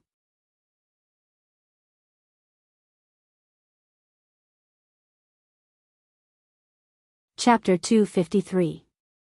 In this era, the accuracy of a fleet's cannons was metaphysical. Not to mention that it was a night battle. These early breech-loading cannons were crude and had no way to improve the stability of the cannons. Yes, there was no rifling, no crosshairs, not even a stable firing base. Every shot would be affected by the recoil from the next shot, causing the ship to tilt. There were no recoil mechanisms or recoil mechanisms. After a shot, the wheels under the cannon retreated to reduce the recoil. Then, the cannons would be pushed back to their original positions. Even the best cannoneers had a worrisome hit rate. Not to mention the Orcs' strange transport ships. They had no sails or decks. They were just a big turtle shell. This gave Dai Lin a headache. Hinged shells that could destroy the ship's masts and grapeshot shells that could kill the ship's crew could not be used. They could only rely on the most primitive cannons to shoot big iron balls to see if they could hit the enemy's vital parts and cause fatal damage. Dai Lin saw through his binoculars that a few cannons hit the enemy ships, but nothing happened. They either bounced off the ship's thick iron sheet or got stuck on the ship's roof. The Orc laborers still rowed the oars with all their might, driving the ship quickly. Damn it. At this rate, I won't even be able to save 10%, let alone 60%. The cannons were fierce, and the water pillars were high. However, only a few Orc transport ships were sunk. Admiral Dai Lin's balls hurt. At this time, the Nagas made their move. Many male Nagas jumped onto the water despite the fierce cannons. They brandished their huge tridents and fiercely hacked at the exposed oars. Often, after a single leap, more than 10 oars were cut off with a series of clattering sounds. The Orc laborers in charge of rowing the ships did not know what was happening. They could see that the ships were already spinning, and the laborers were still rowing the oars so that the broken oars were slicing through the air. Good. Good job. Admiral Dai Lin waved his arms excitedly. Send out the signal.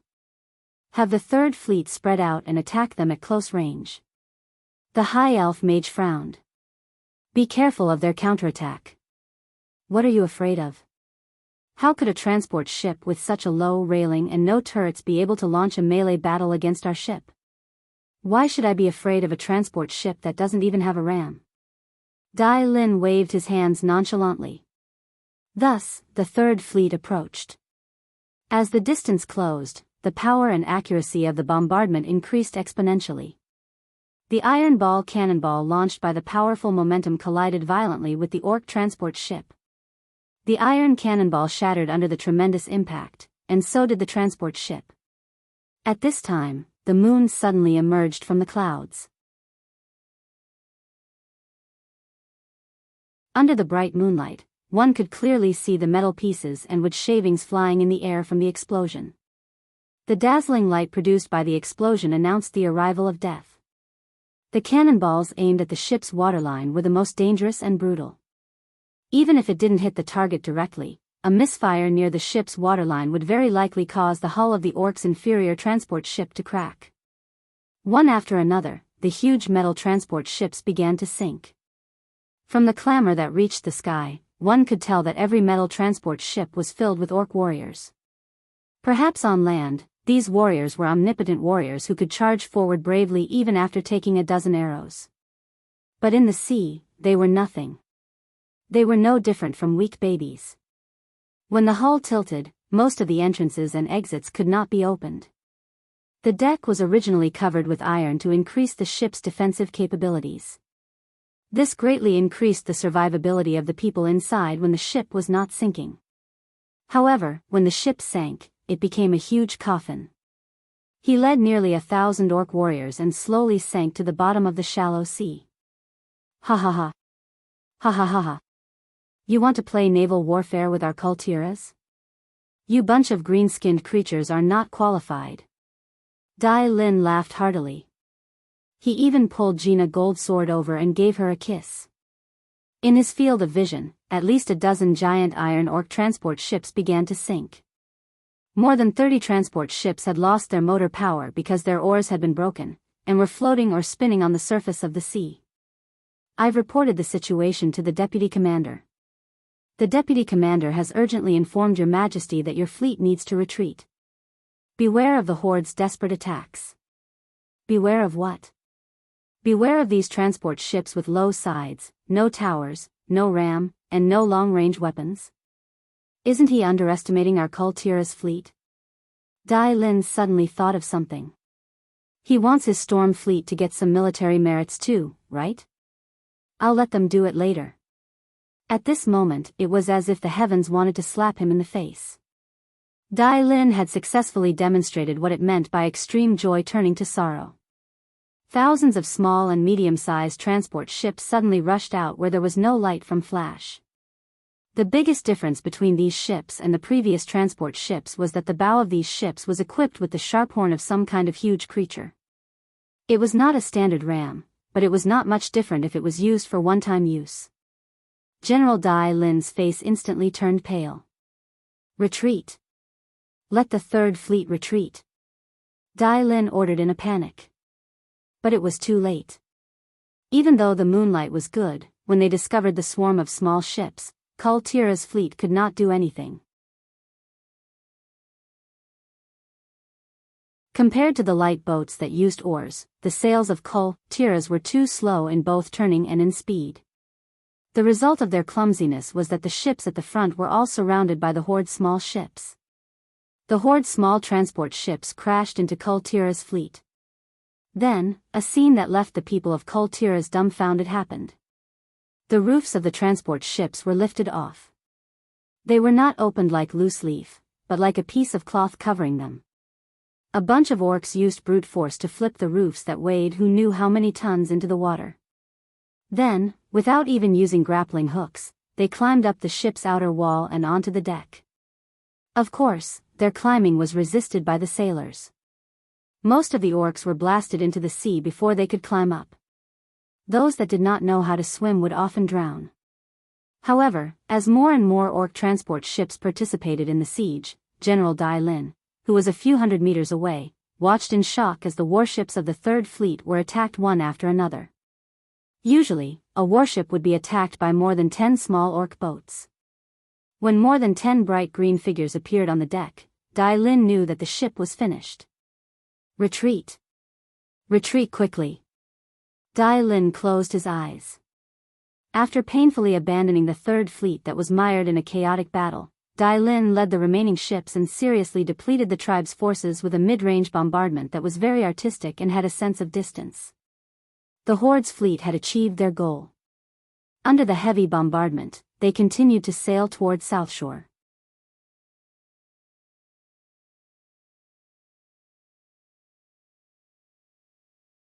Chapter 254. South Shore was a small port town. Its size could not compare to any other port on the continent. Needless to say, Booty Bay or the deep-water harbors of the future, such as Storm Port and Menethil Port. However, with Duquesne's help, it became the busiest port in the entire northern continent after the refugees arrived at Stormwind City. At first, there was only a small wooden pier, but now there was a huge stone pier. It was no longer a place for civilian fishing boats, but a port for both commercial and military purposes. South Shore went from dark at night to a place where it was unsuitable to go out to sea unless there was a storm. Every day, from dawn until the moon rose above the sea, there was no rest. Merchants shipped goods from various ports, not just from the northern continent. Under the temptation of money, the goblins of Booty Bay risked their lives to deliver the goods that Duke ordered from them. Tens of thousands of people worked day in and day out, not to accumulate wealth for this port, but for the survival of the hundreds of thousands of refugees, as well as for the upcoming battle. Late at night, there was still an hour before the first rays of dawn appeared. The sea on the other side of South Shore was calm and tranquil, and there were only sparkling waves on the pitch-black surface of the sea. If the officers had not started the pre-battle mobilization, if the soldiers had not gone to bed early, been woken up early, put on their armor, and waited in the bunkers and trenches on the mountain, everyone would have thought that the battle that was about to happen was just an illusion that would never come. South Shore's command center was brightly lit. Most of the kings were not used to waking up in the middle of the night. For the older kings, Xian, Tarinas, and Eden, the impact was even more obvious. Most of them served refreshment drinks at hand. Duque sat on the seat that originally belonged to Lothar. He was the commander of this battle. Duque gently held his chin with his left hand, and spat out 2 words through gritted teeth: "Ring the bell." Windsor was a very responsible soldier, and he would not miss Duque's order. He waved his hand and shouted, "The enemy is here. Enter the first phase." The clear and sharp bell rang next to the command center. Soon, the bell rang quickly, and more bell rings echoed around the entire South Shore like echoes. The 2 hills on the east and west sides of South Shore were in an uproar. It was as if the hills were the legendary guardians of the shadow elves, the mountain giants. The faint shouts of officers could be heard in the wind. They seemed to be scolding the soldiers who dared to doze off. Flare. Duque was a man of few words. The order was quickly passed down, and soon, a cannon sounded from the eastern hill of South Shore. A dazzling red ball of light was shot into the air. It was only then that the leaders of the alliance who were holding binoculars saw that countless small black shadows had appeared on the surface of the dark sea in the distance. It was much smaller than the warships they were used to seeing at the South Shore port. Compared to them, these small transport ships were like a bunch of leaves scattered on the water. However, these shadows that resembled leaves rapidly grew larger in everyone's field of vision. In just a moment, the shape of a ship appeared in their field of vision. The mages on the 2 sides of the hills released a large number of illumination spells. Countless white balls of light began to rise tens of meters above the beach, illuminating the entire beach as if it was daytime. The Horde's transport ships came. They did not slow down at all and crashed straight into the rocky eastern coast. Even though they were thousands of meters away, the kings in the command center could see a terrifying tremor from the hull of the ship. In their trance, they could even feel the wooden bottom of the boat wailing, and the big iron nails on the deck struggling, making a sound that made their teeth ache as they escaped from the wood. Countless black shadows emerged from the ship. With the help of the light, the human guards on the shore quickly saw their enemies, the orc laborers. They did not wear armor and held the crudest mallets or primitive stone axes. Under the shouts of the few orc warriors, they somewhat foolishly charged towards the hills not far from the shore. First archer team, fire at will. Second archer team, get ready. It was not worth it to use up the physical strength of the archers to deal with the enemy's cannon fodder.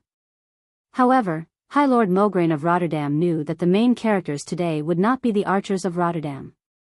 And according to the unparalleled deputy commander, after the archers used up their physical strength, there would be at least 3 hours for them to rest and recover. Just as Mograine glanced at that special seat on the top of the hill, the sound of bowstrings vibrating could be heard. The arrows were very accurate. Even if they could not hit the enemy's vital points, they would basically hit the enemy's body. Huh. Not bad. Cervantes, who was bored to death in the special seats, commented. That not bad that Queen Sylvanas mentioned was almost at the level of a sharpshooter in the human world. The shooting skills of the archers of the Rotterdam Kingdom were all accumulated through countless times of shooting practice. They had started training at the age of 18, and most of these archers had more than 5 years of training. The arrows that each of them had used up would probably be worth hundreds of Arather gold coins. After coming here, Mograine had been depressed for a long time when he found out that the arrows of ordinary archers were useless against the orc warriors. The more lethal javelins were the way to go. Luckily, Duque had informed him that the archers could still be used on the enemy's cannon fodder, regardless of whether this was recycling. At least the gold coins were used on the orc laborers. After a dozen breaths, the beach regained its peace. The laborers, who only had loud voices, were quickly shot by many arrows and died on the shore. More and more transport ships came ashore. The archers started to get busy. Their arms were sore from shooting continuously. Finally, the first batch of laborers started to fight their way to the front of the hill. General Abendis shouted, "Raise your spears, raise your shields, attack." In front of the bunker at the bottom of the hill, the soldiers were already ready. They formed a long line of defense. Perhaps this was not enough to defend against the huge number of orc warriors.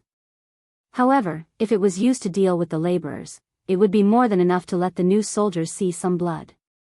Now, they waited and formed a sturdy shield wall with spears sticking out. There was no strategy to speak of. The scattered orc laborers who were attacking fiercely crashed into the shield wall. The shield wall was not damaged at all. Every laborer was stabbed to death.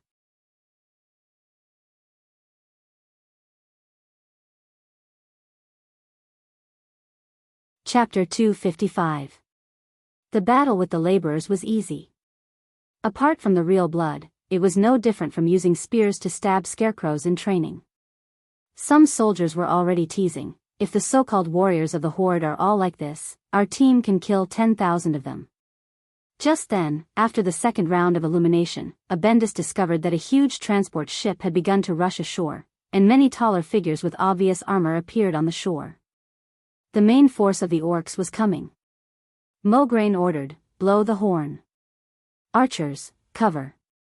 Let the soldiers with swords and shields and spears come back. We're about to enter the second phase." The unique horn of the Rotterdam army sounded, and the soldiers who were having fun killing at the front lines suddenly realized that it was time to retreat. Under the good light and the commander's orders, the soldiers retreated in an orderly manner. They followed the predetermined mountain path to the second line of defense that was higher above sea level. When he saw his soldiers retreating according to plan, General Abendis raised his sword and shouted, "First Javelin Brigade, shoot!" The long shadow immediately shot into the air, drawing a beautiful arc in the air. Then, it let out a sharp whistle and pierced downwards. Without any accidents, a considerable number of orc warriors were nailed to death at the bottom of the hill. However, many continued to charge. Abendis noticed that many orc warriors were better armed than what the intelligence had said. They were no longer the naked men described by the soldiers of Storm City, who only had brute strength.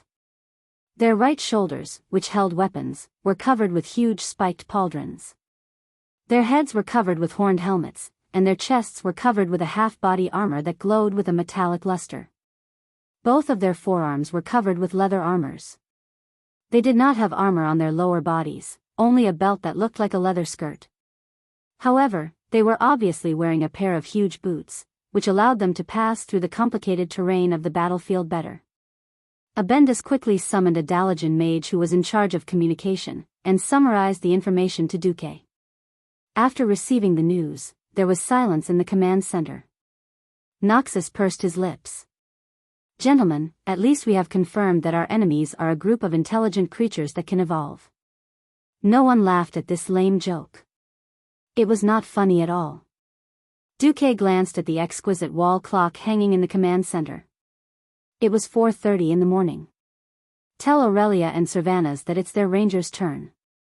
Before Duque could finish his sentence, two voices echoed throughout the command center.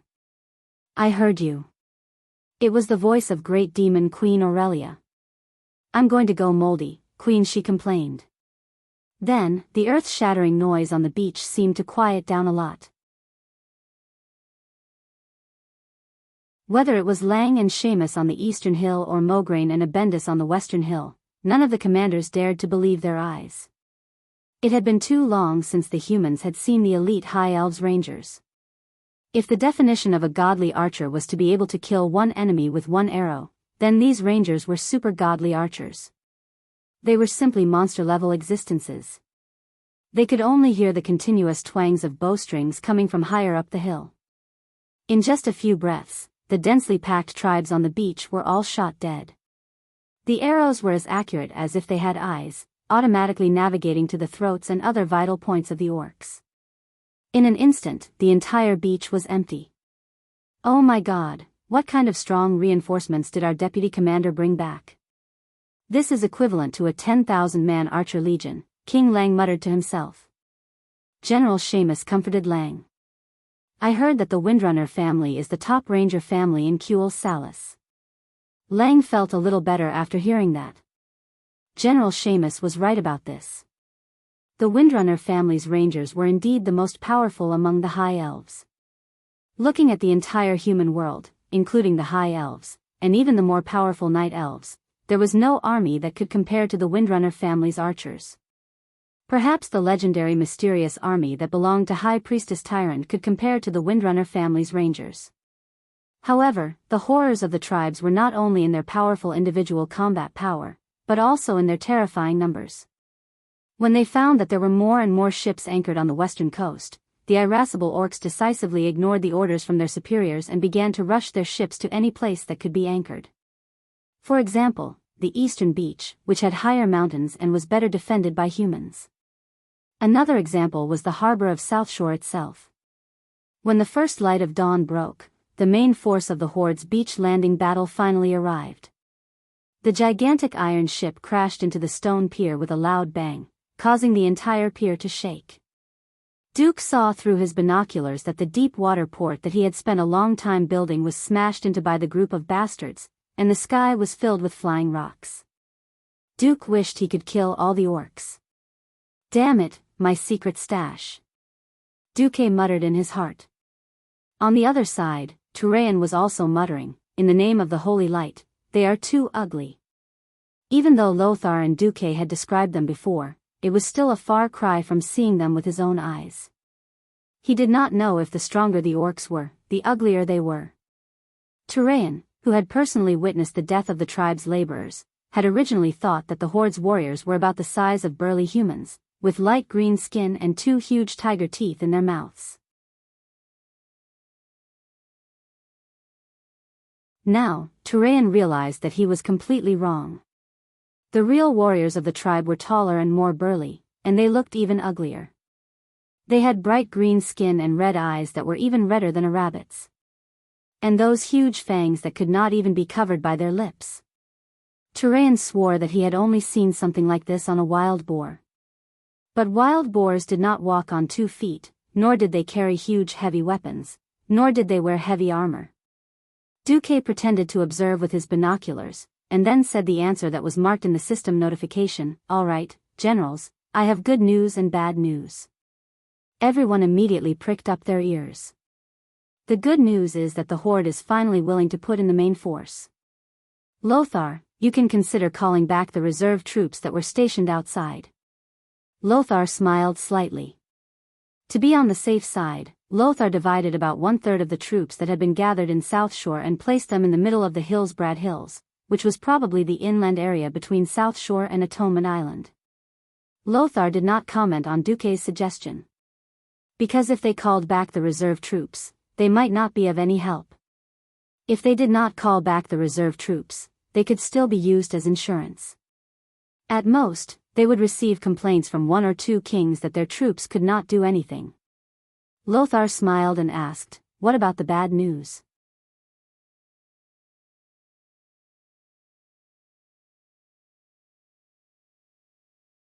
Chapter 256.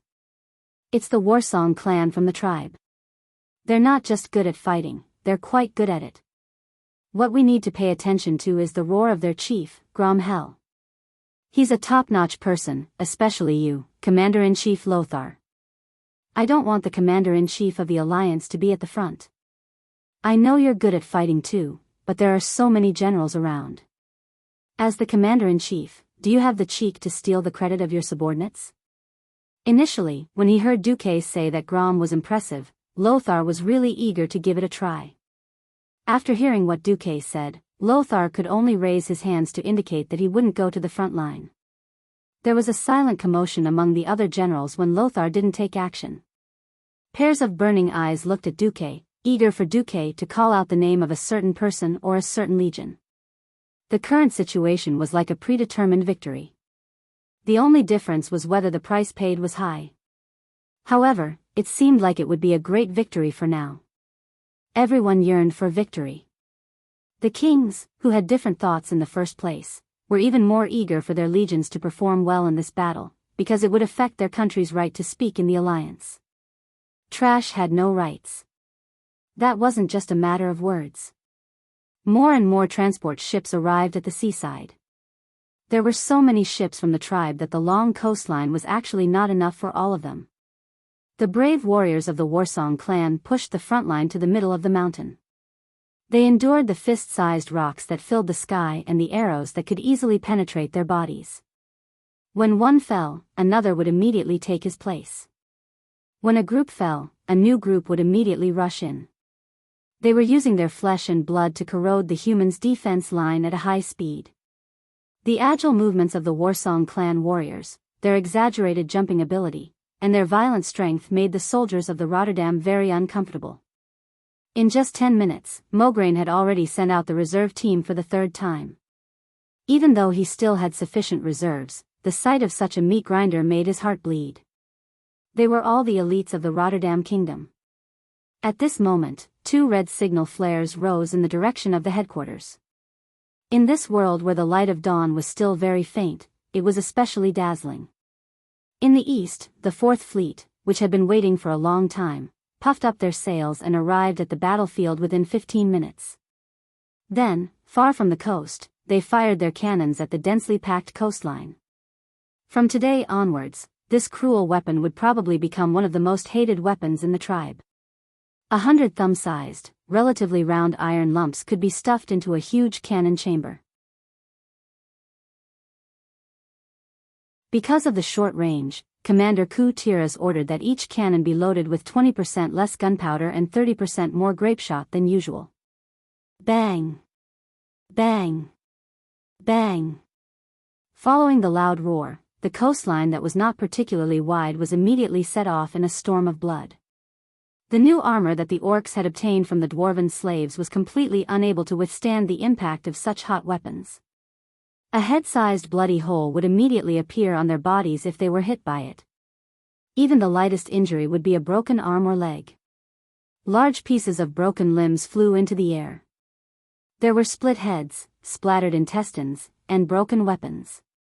In a few breaths, the entire coastline had become the orcs' Shuraba. The seawater that surged up along with the tide was all dyed red with the blood of the orcs. The tragic scarlet spread hundreds of meters away on the surface of the sea, and it was all orc blood. The tribe's commander ordered the transport ship to rush towards Ku Tiras' battleship. Unfortunately, it did not work this time. An orc laborer who was rowing the boat could not help but exclaim, "There's something down there, there's a lot of it." The laborer pointed at the large opening for the oars. As soon as he finished speaking, he was dragged underwater along with the oars. Blood gushed out, and it seemed that he would not survive. At this time, there were already quite a number of slightly fat black figures on the surface of the sea. Colorful triangular dorsal fins broke through the water surface, forming white waves. Those who were familiar with them would know at a glance that they were murlocs. It was not the first time that the tribe had dealt with the murlocs. They also knew that the humans of Stormwind City had the ability to tame the murlocs, although they did not know which one. It felt as normal as an orc taming a warg. That alone was not enough to alert the tribe. Until the tribe suddenly realized that the number of murlocs was 2F** king ridiculous. It was impossible to count how many there were. All they knew was that this was definitely more than 10,000. Not only the orcs, but even the human guards on the hill were stunned. At first, Duque did not send out the murlocs because Duque felt that it would not be effective to let the murlocs intercept the transport ships rushing towards the coast at high speed. Now it was different. Most of the gaps along the coast had been filled. If the tribe wanted to reach the shore, they would either have to smash the butt of their own ship and disembark in deeper water, or they would continue west to find a place to dock. In fact, continuing west was the right choice. But the appearance of Ku Tiras' fleet dispelled the tribe's commander's thoughts. What was worse was that the transport ships that attempted to attack the Alliance's fleet had all stopped. If the tribe's ships were powered by sails, the Murlocs would not be able to cut off the ship's power. But it was oars. For the Murlocs to deal with wooden oars that were not specially reinforced was a matter of minutes.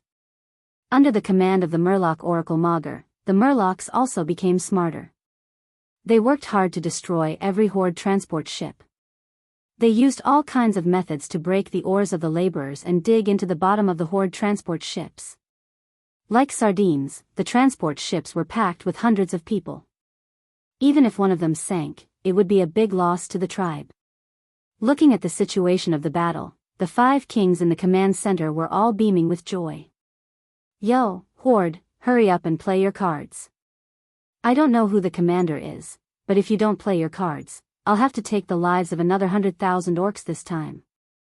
At this moment, a loud noise suddenly erupted from one of the large battleships in Ku-Tiraz's fleet. In the next second, the huge mast broke, pulling the entire ship and causing it to tilt at an angle of 60 degrees to the water. If the first attack could be reluctantly attributed to an accident, then the second attack was witnessed by Duque with his own eyes.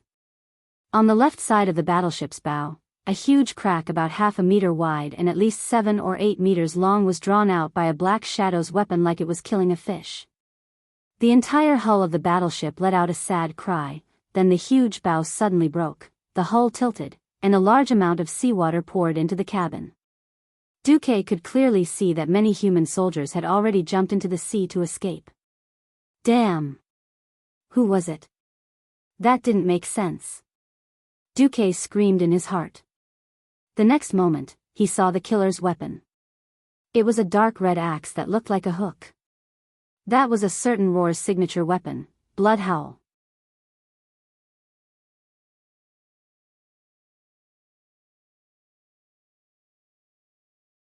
Chapter 257. Grom Hellroar was mighty and domineering. Whether it was his trademark roar, his courage, or his unparalleled violent attack power. Tearing a lion apart with his bare hands and going through countless battles without a single defeat was not enough to describe the domineering Grom, whom Duque had called Lord Howl before he transmigrated. If one had to describe Grom's strength in one sentence, it would be that he could dismantle a Gundam with his bare hands. The story began with Grom's father, Galmash Hellroar, whom Duque called Grandpa Howl. Galmash was the chief of the Warsong clan. He was a powerful warrior during his lifetime and was known as the Giant Butcher. Few orcs could be like him, both deeply respected by his own clansmen and terrifying his enemies. One time, Galmash and his clansmen encountered a huge Golan, and a fierce battle ensued. What was a Golan? A Golan was a terrifying one-eyed monster that was 2 or 3 times taller than an ogre. Duque believed that only the one-eyed giants of ancient Greece before he transmigrated could be the prototype of this monster called Golan. During the fierce battle, Galmash was caught by the Golan. When his body was bitten to pieces by the Golan's guillotine-like mouth, Galmash endured the pain and used the last of his strength to chop his battle axe, Gore Howl, into the Golan's eye before he died. When they fell, the first to die was the Golan. After this battle, Gore Howl became famous everywhere and became the symbol of the Warsong clan's chief. Galmash eventually earned the surname Hellroar for his clan. The Hellroar clan was also very good at fighting huge things. For example, such a huge warship had been dismantled by Grom in a few moves. Were the tribal heroes really monsters? Although Duque wanted to push Lothar, who had the highest combat power on his side, and Uther, who had just arrived last night, to fight Lord Howl for 300 rounds, the problem was that this was King naval battle. Could Lothar and Uther, who were fully armored, win? Don't be ridiculous. If these two powerful people drowned because of this reason, Duque would not be able to forgive himself. Just as Uther was about to step out and ask to fight with a fearless spirit of sacrifice, Duque said, "Hey, Aurelia, Servanas, do you hear me?" An echo immediately came from the wind. Aurelia awaits Deputy Commander's orders. Yo, there's finally something exciting to do. Duque cleared his throat and said, "I want you 2 sisters to deal with the onion-haired orc chief who just tore down our warship." Yes, the one with the blood-red hooked axe. His name was Grom Hellscream, and he was one of the strongest fighters in the Horde. Don't be careless. I promise I'll kill him. Aurelia was as steady as ever. "Oh. Sister, let's not compete in killing enemies. Those moving targets aren't that great.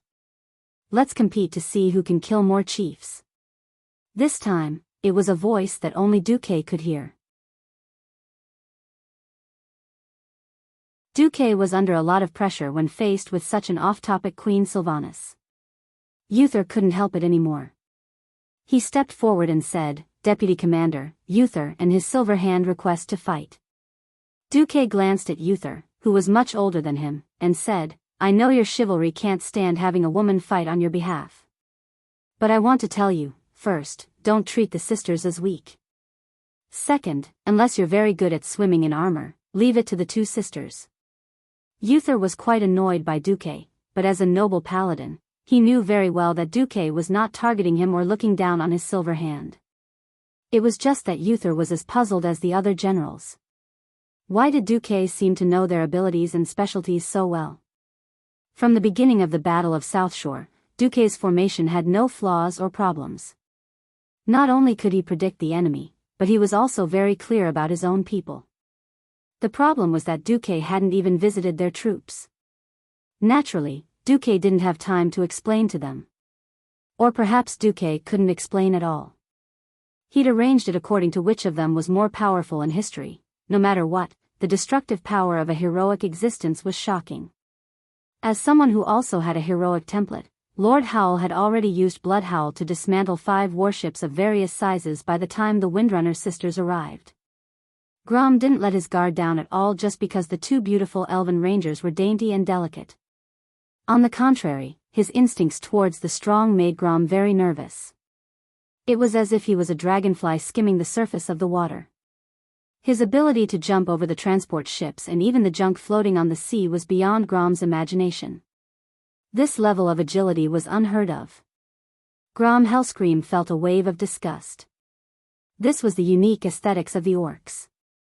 The Windrunner sisters were as beautiful as goddesses in the eyes of humans, but in the eyes of the orcs, who loved broad shoulders, thick waists, and large hips, they were weak goods that couldn't give birth to strong children. Lord Howl's disdainful gaze made Aurelia the Great Demon King and Queen Sylvanas even more displeased. "Humph." 6 nostrils and 3 heroes snorted coldly. It had to be said that this was a strange misunderstanding. It didn't matter. Only a dead enemy was the best enemy. This principle was applicable in every world. Since they didn't speak the same language, there was no need to greet each other. The Windrunner sisters and Lord Howl faced each other directly. They moved forward on the waves so fast that the naked eye couldn't keep up with them. The Windrunner sisters stood on the left and right. They shot a barrage of arrows while approaching Lord Howl at high speed. Grom grabbed a stack of shields hanging on the railing of the ship. He easily tore the ropes binding the shields. They were originally used by humans for boarding battles, but Lord Howl pulled them up. 5 or 6 shields turned into flying discs that could cut a human in half and were thrown out. Of course, such a rough throw wouldn't hit. Sylvanas actually took a step forward with her slender and beautiful legs, stepping on those floating shields and flying high up in the sky. In just 10 seconds, Grom was hit by at least 30 arrows. He looked bloody and miserable, but the Windrunner sisters realized that none of the arrows actually penetrated Grom's muscles or hit his organs. The arrows that were aimed at Grom's fatal spots were either blocked or dodged by Blood Howl. Just as the Windrunner sisters were within 5 meters of Grom, Lord Howl counterattacked. A deafening roar spread out like a shockwave around the sinking ship, and the 2 sisters trembled. The next moment, the wooden boards under Lord Howl's feet turned to dust. With a swift leap, he slashed at Sylvanas.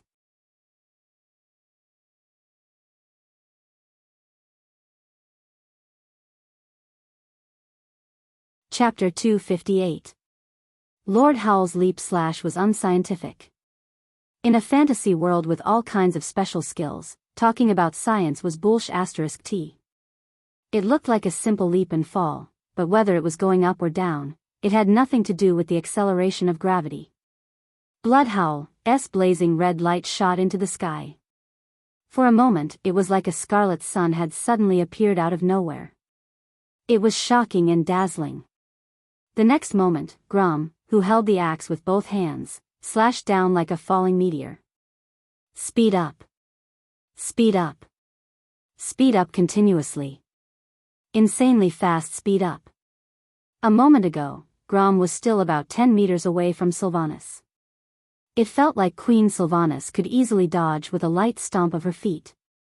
In the next moment, the sharp tip of the axe had already chopped down on a few strands of Queen Syriana's bangs that were leaking out of her hood. At this moment, the sharp whistle of the axe cutting through the air had just spread. This attack broke the speed of sound. This was the attack that the Hellscream family was famous for.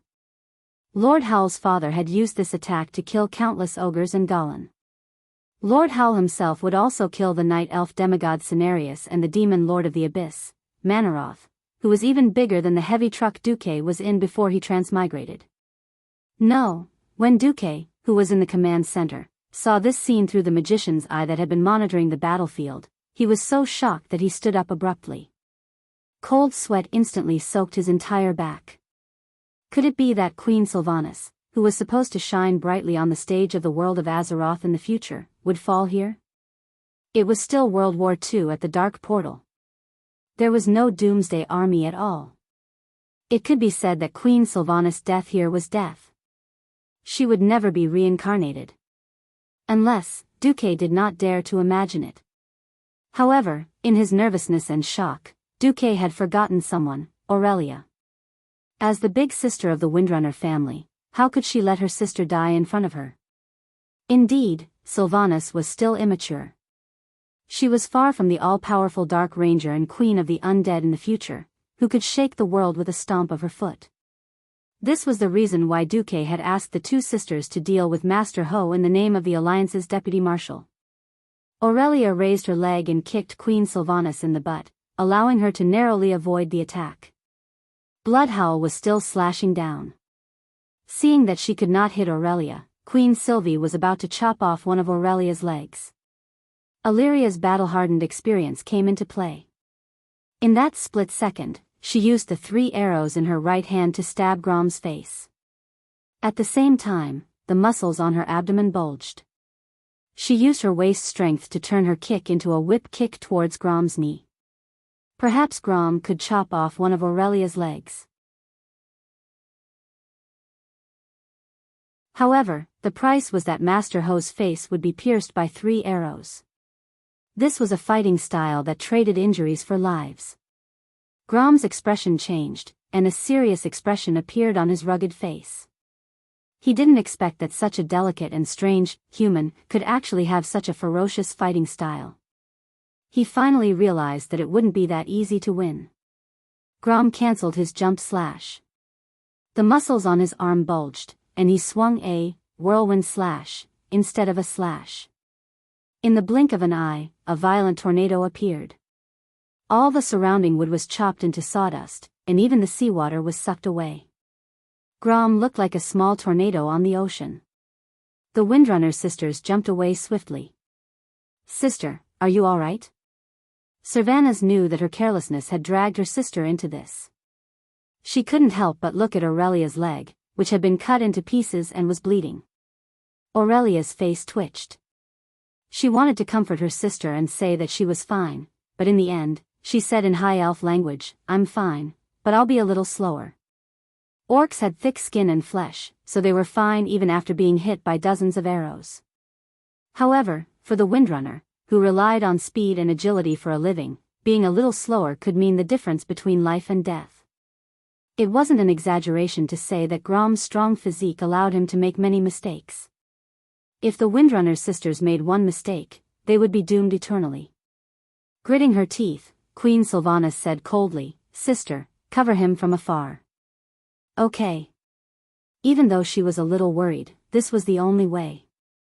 While Grom's whirlwind slash was over, Sylvanas slung her longbow and unsheathed her sword. Aurelia, on the other hand, opened up a distance of 20 meters and covered her sister with a continuous barrage of shots. In the command center, Duque finally relaxed when he saw that the Windrunner sisters and Hellscream were evenly matched. This was an exchange of chess pieces. Duque suddenly had an idea. He wasn't afraid of the orcs attacking with a large army, but what if a few powerful chiefs came? Although there was only one Hellscream, there were many talented orcs, and Grom Hellscream wasn't the only one. There were also Gujar and Samuro. Wait. Samuro? Duque suddenly realized where his weakness was. Tyrion Fordring. Unsure why Duque would call his name without Uther, Tyrion, who was ready to go down the mountain at any time, stepped forward. Yes. I'm worried about General Lang Rin at the front lines. I need you to go there immediately and follow General Lang closely during this battle. Bodyguard. Tyrion's face was a little gloomy. In his opinion, a paladin should be the kind of person who charged and broke through enemy lines, not a bodyguard. Duque's voice came again. I suddenly remembered that the orcs have a special class called Blade Master. They have a stealth ability similar to thieves, but they move faster and seem to have some kind of strange power when they attack. Tyrion, this is a heavy responsibility. If something happens to General Lang, it will be a heavy blow to not only the battle for South Shore, but the entire alliance. If you go this time, no matter what happens, I will remember you. Understood. Duque's transfer was a matter of life and death. Ryan was wearing a golden helmet and armor. Although he could arouse the courage of the Storm Wind soldiers, his existence was also very conspicuous to the tribe.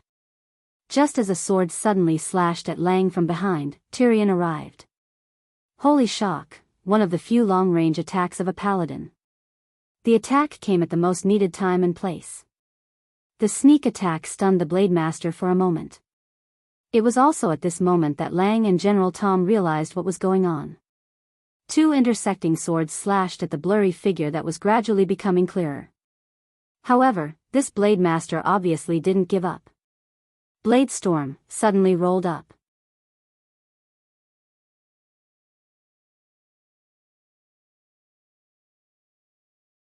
Chapter 259.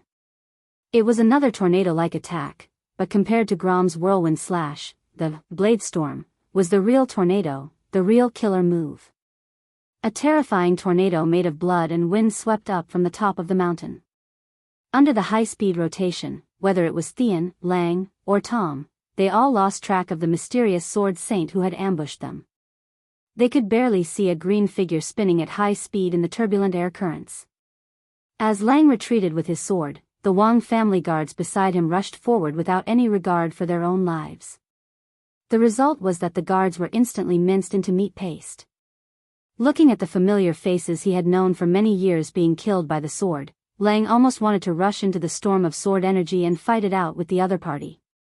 Tom Seamus slammed backwards, using his sturdy pauldrons to push Lang out of the Blade Storm's killing range. However, the other party chased after him like a shadow, determined to kill Lang. This was no longer a swordsmanship. The high-speed rotation of his body brought with it countless sword energies that were like real swords, slashing horizontally at everything that tried to block his way.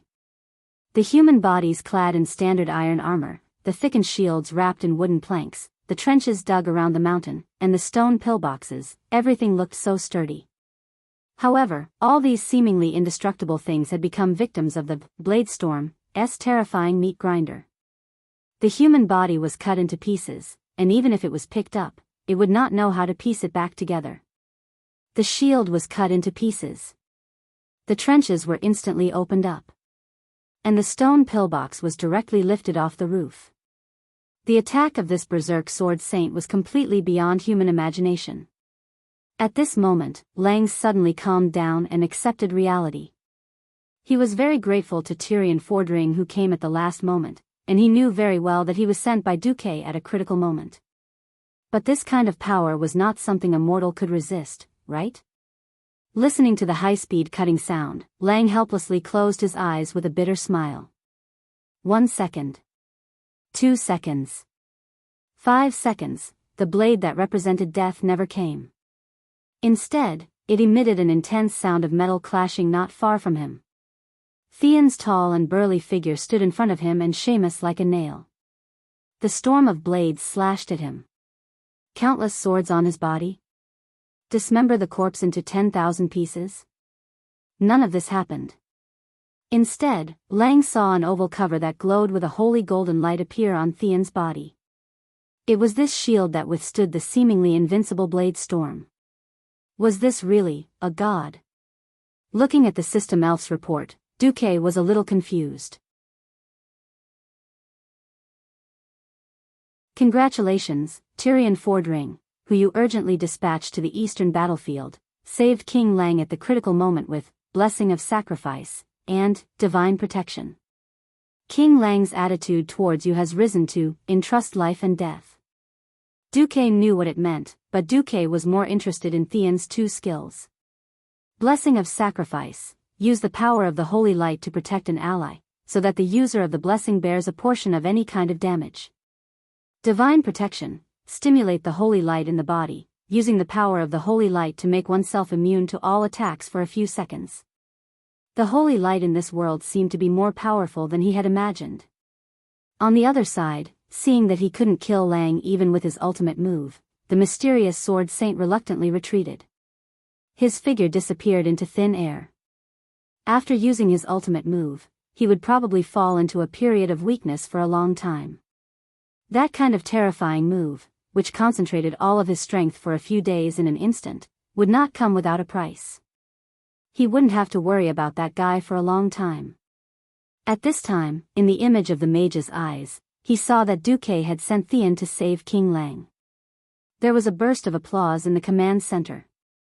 That's amazing. Vice Commander. Oh my God, how did you think of that? Duque was flattered because this was praise from the 5 kings of the Alliance. Although he had saved his boss, saving Lang was also helping these kings. With a great enemy in front of them, no one wanted the alliance to fall apart. Well, now we just need to. Before Duque finished speaking, he saw a hunchbacked figure appear in the vision of the mage's eyes. In the next instant, the mage's eyes was destroyed. However, Duque saw that on the 2 hilltops closest to the port, 2 fire rain areas the size of 4 football fields had fallen. A fire rain area the size of 8 football fields. Was this done by an ordinary warlock? Duke and Antonidas looked out of the window at the same time, looking at the burning hills in the distance, and the people on fire who were writhing in pain. Those little people on fire in their field of vision were the elites of the Alliance. On top of the hill, the volume of the screams suddenly doubled, and then quickly quieted down. And on the beach, naturally, the cheers of the orcs burst out. With the help of the system elf, a figure that was originally just a small black dot rapidly expanded in Duque's vision, and expanded again and again. It was a hunchbacked orc holding an evil skull staff. His face was old, his movements unsteady, and his back was full of huge bone spikes. It felt like this guy didn't need anyone to touch him, he might throw himself to his death on the road in the next second.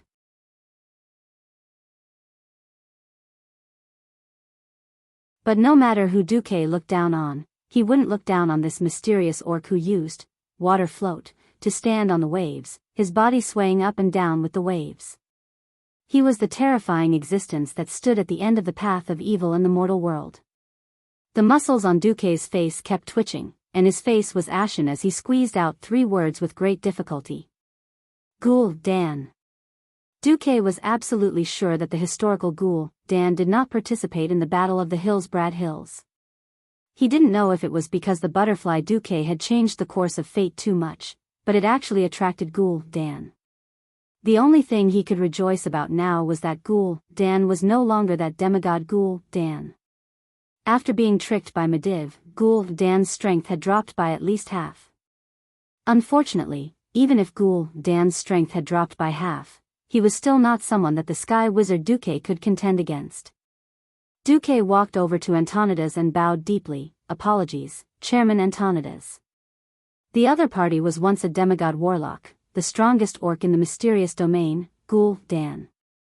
Other than you, only Kuel Salus Sun King can contend against him. Facing the expectant gazes from all directions, Antonidas leaned on his staff and stroked his long white beard, his face filled with the pride of a strong person. Ha ha ha. The Dalajan will not refuse responsibility. The same goes for the Dalian chairman.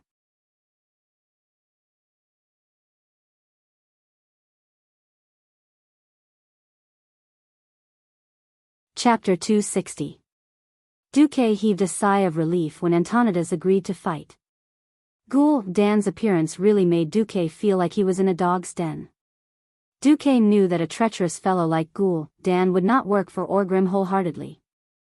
However, there were some enemies in this world that even if you knew they wouldn't be serious, you still had to deal with them with all your might. This was a boss, this was power. Duque looked at Ghoul Dan's arrogant figure and bit his lips. After he was done with this, he really had to cultivate his strength properly. His strength had to match the situation. Duque knew that even as a Breaking Dawn wizard, he would not be able to survive an attack from hundreds of thousands of beastmen.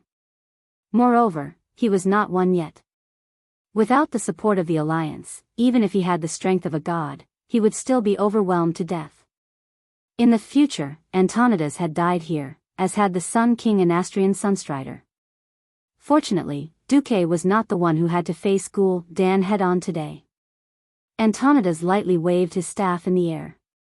Without anyone seeing how he chanted an incantation, mysterious runes formed a long line in the air in front of them. 3 seconds later, this line was stretched open by some mysterious power, turning into an oval that allowed one person to pass through. On the other side of the circle of light was the empty gate of South Shore. That was the gate that connected the docks to South Shore. The beast men were not idiots. They knew that if they did not get rid of the humans on the 2 hills and rushed into the town, they would just be sending themselves to their deaths. Under the scolding of the tribe's commanders, the beast men all charged towards the hills. In the midst of the intense battle, there was an empty patch of land. The next moment, Antonidas appeared alone at the gates of the town. Oh.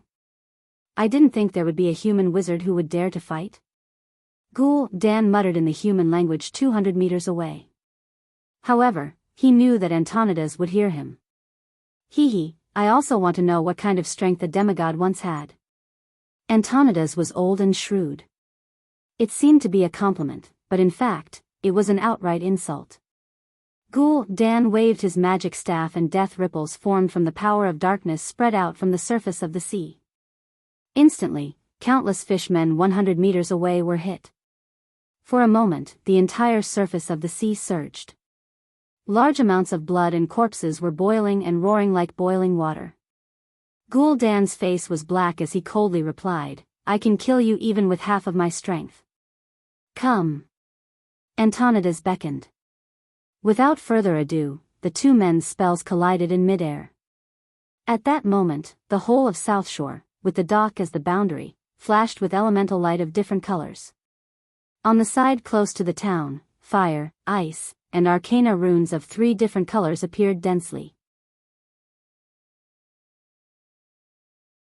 With the dock as the boundary, the side close to the sea flashed with overlapping crimson flames and black shadow magic formations, and they also contained a large amount of mysterious and evil aura.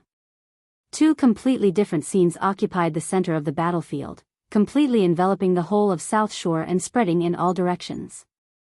The next moment, the spells that poured out from the magic formations around the 2 men collided. The destructive flames and bone-chilling ice collided fiercely in midair. The ice shards and the aftermath of the flames formed a terrifying steam that roasted any creature that tried to get close to it.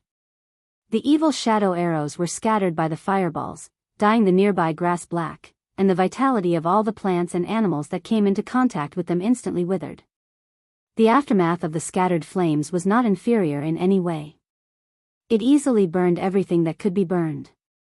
The azure arcane radiance violently shot at the curses that were mysteriously drifting over, rendering the warlock's most mysterious pain attribute curses useless. The battle between these 2 was even more terrifying than the battle of 10 wizard squads. The shockwaves of the fierce battle easily swept through the town. Duque had long since decided to make South Shore the main battlefield, and he had long since moved the residents away. However, seeing these 2 freakishly powerful people fight, Duque was still overwhelmed with shock. After all, this was not even Ghoul Dan at his peak. Even now, Ghoul Dan still had to use more than half of his power to maintain the darkness portal. In other words, Gul'dan had used less than a quarter of his power to fight Antonidas, one of the two Breaking Dawn wizards in the world of Azeroth, to a draw. At this moment, the whole of South Shore, as well as the places between the two hills, seemed to have encountered a terrifying natural disaster. It was a combination of a tornado and an earthquake. The brick and wood houses on both sides of the main road above the town collapsed like dominoes. Huge trees were thrown into the air by the powerful shock waves, but before they landed, they would be bombarded by 2 or 3 different kinds of magic. Duque saw with his own eyes the top half of a tree being burned, the bottom half frozen, and finally turned into powder by the shadow arrows. Antonidas raised his staff, and the sea around Gul'dan was instantly interwoven with a blue magical radiance. In less than half a second, nearly 100 giant water elementals with 2 thick arms and their upper bodies in the shape of an inverted triangle suddenly appeared from the sea. These water elementals did not say anything, and directly shot over 100 frost arrows at Gul'dan. Gul'dan also waved his hand, and dozens of dark blue inverted triangular, blue fatties appeared beside him. These strange demons that came from the void used their huge bodies as the best magic shields. At the same time, near the town gate, a spatial passage connected to the void was opened, and many demon hounds that targeted magic professions pounced out, charging straight at Antonidas. Humph. The Dalajan president snorted coldly. Countless ice spikes appeared from the ground and pierced into the sky. The demon hounds that should have been able to suppress mages had no resistance against the physical damage caused by the elemental transformation. As if they were skewered, their abdomens were easily pierced from the bottom up. Some of them even had their heads cut off by the ice, and they became corpses before they could rise up. The magic energy that burst out of their bodies formed a terrifying pressure. This kind of pressure could easily draw an invisible boundary on the battlefield. Even if there were no magic waves in that area, those who were not strong enough would not dare to cross it. Seeing that Duque's arrangement had once again offset the horde's attack, Lothar walked over. "What are you waiting for, Duque?" "I'm waiting for the exchange. When the horde's cards are gone, it will be the death of the 100,000 horde troops." Duque said coldly, "You're tuning into the Biyao's Wuxia Chronicles YouTube channel. Don't forget to subscribe and join us on this journey to catch the most captivating stories.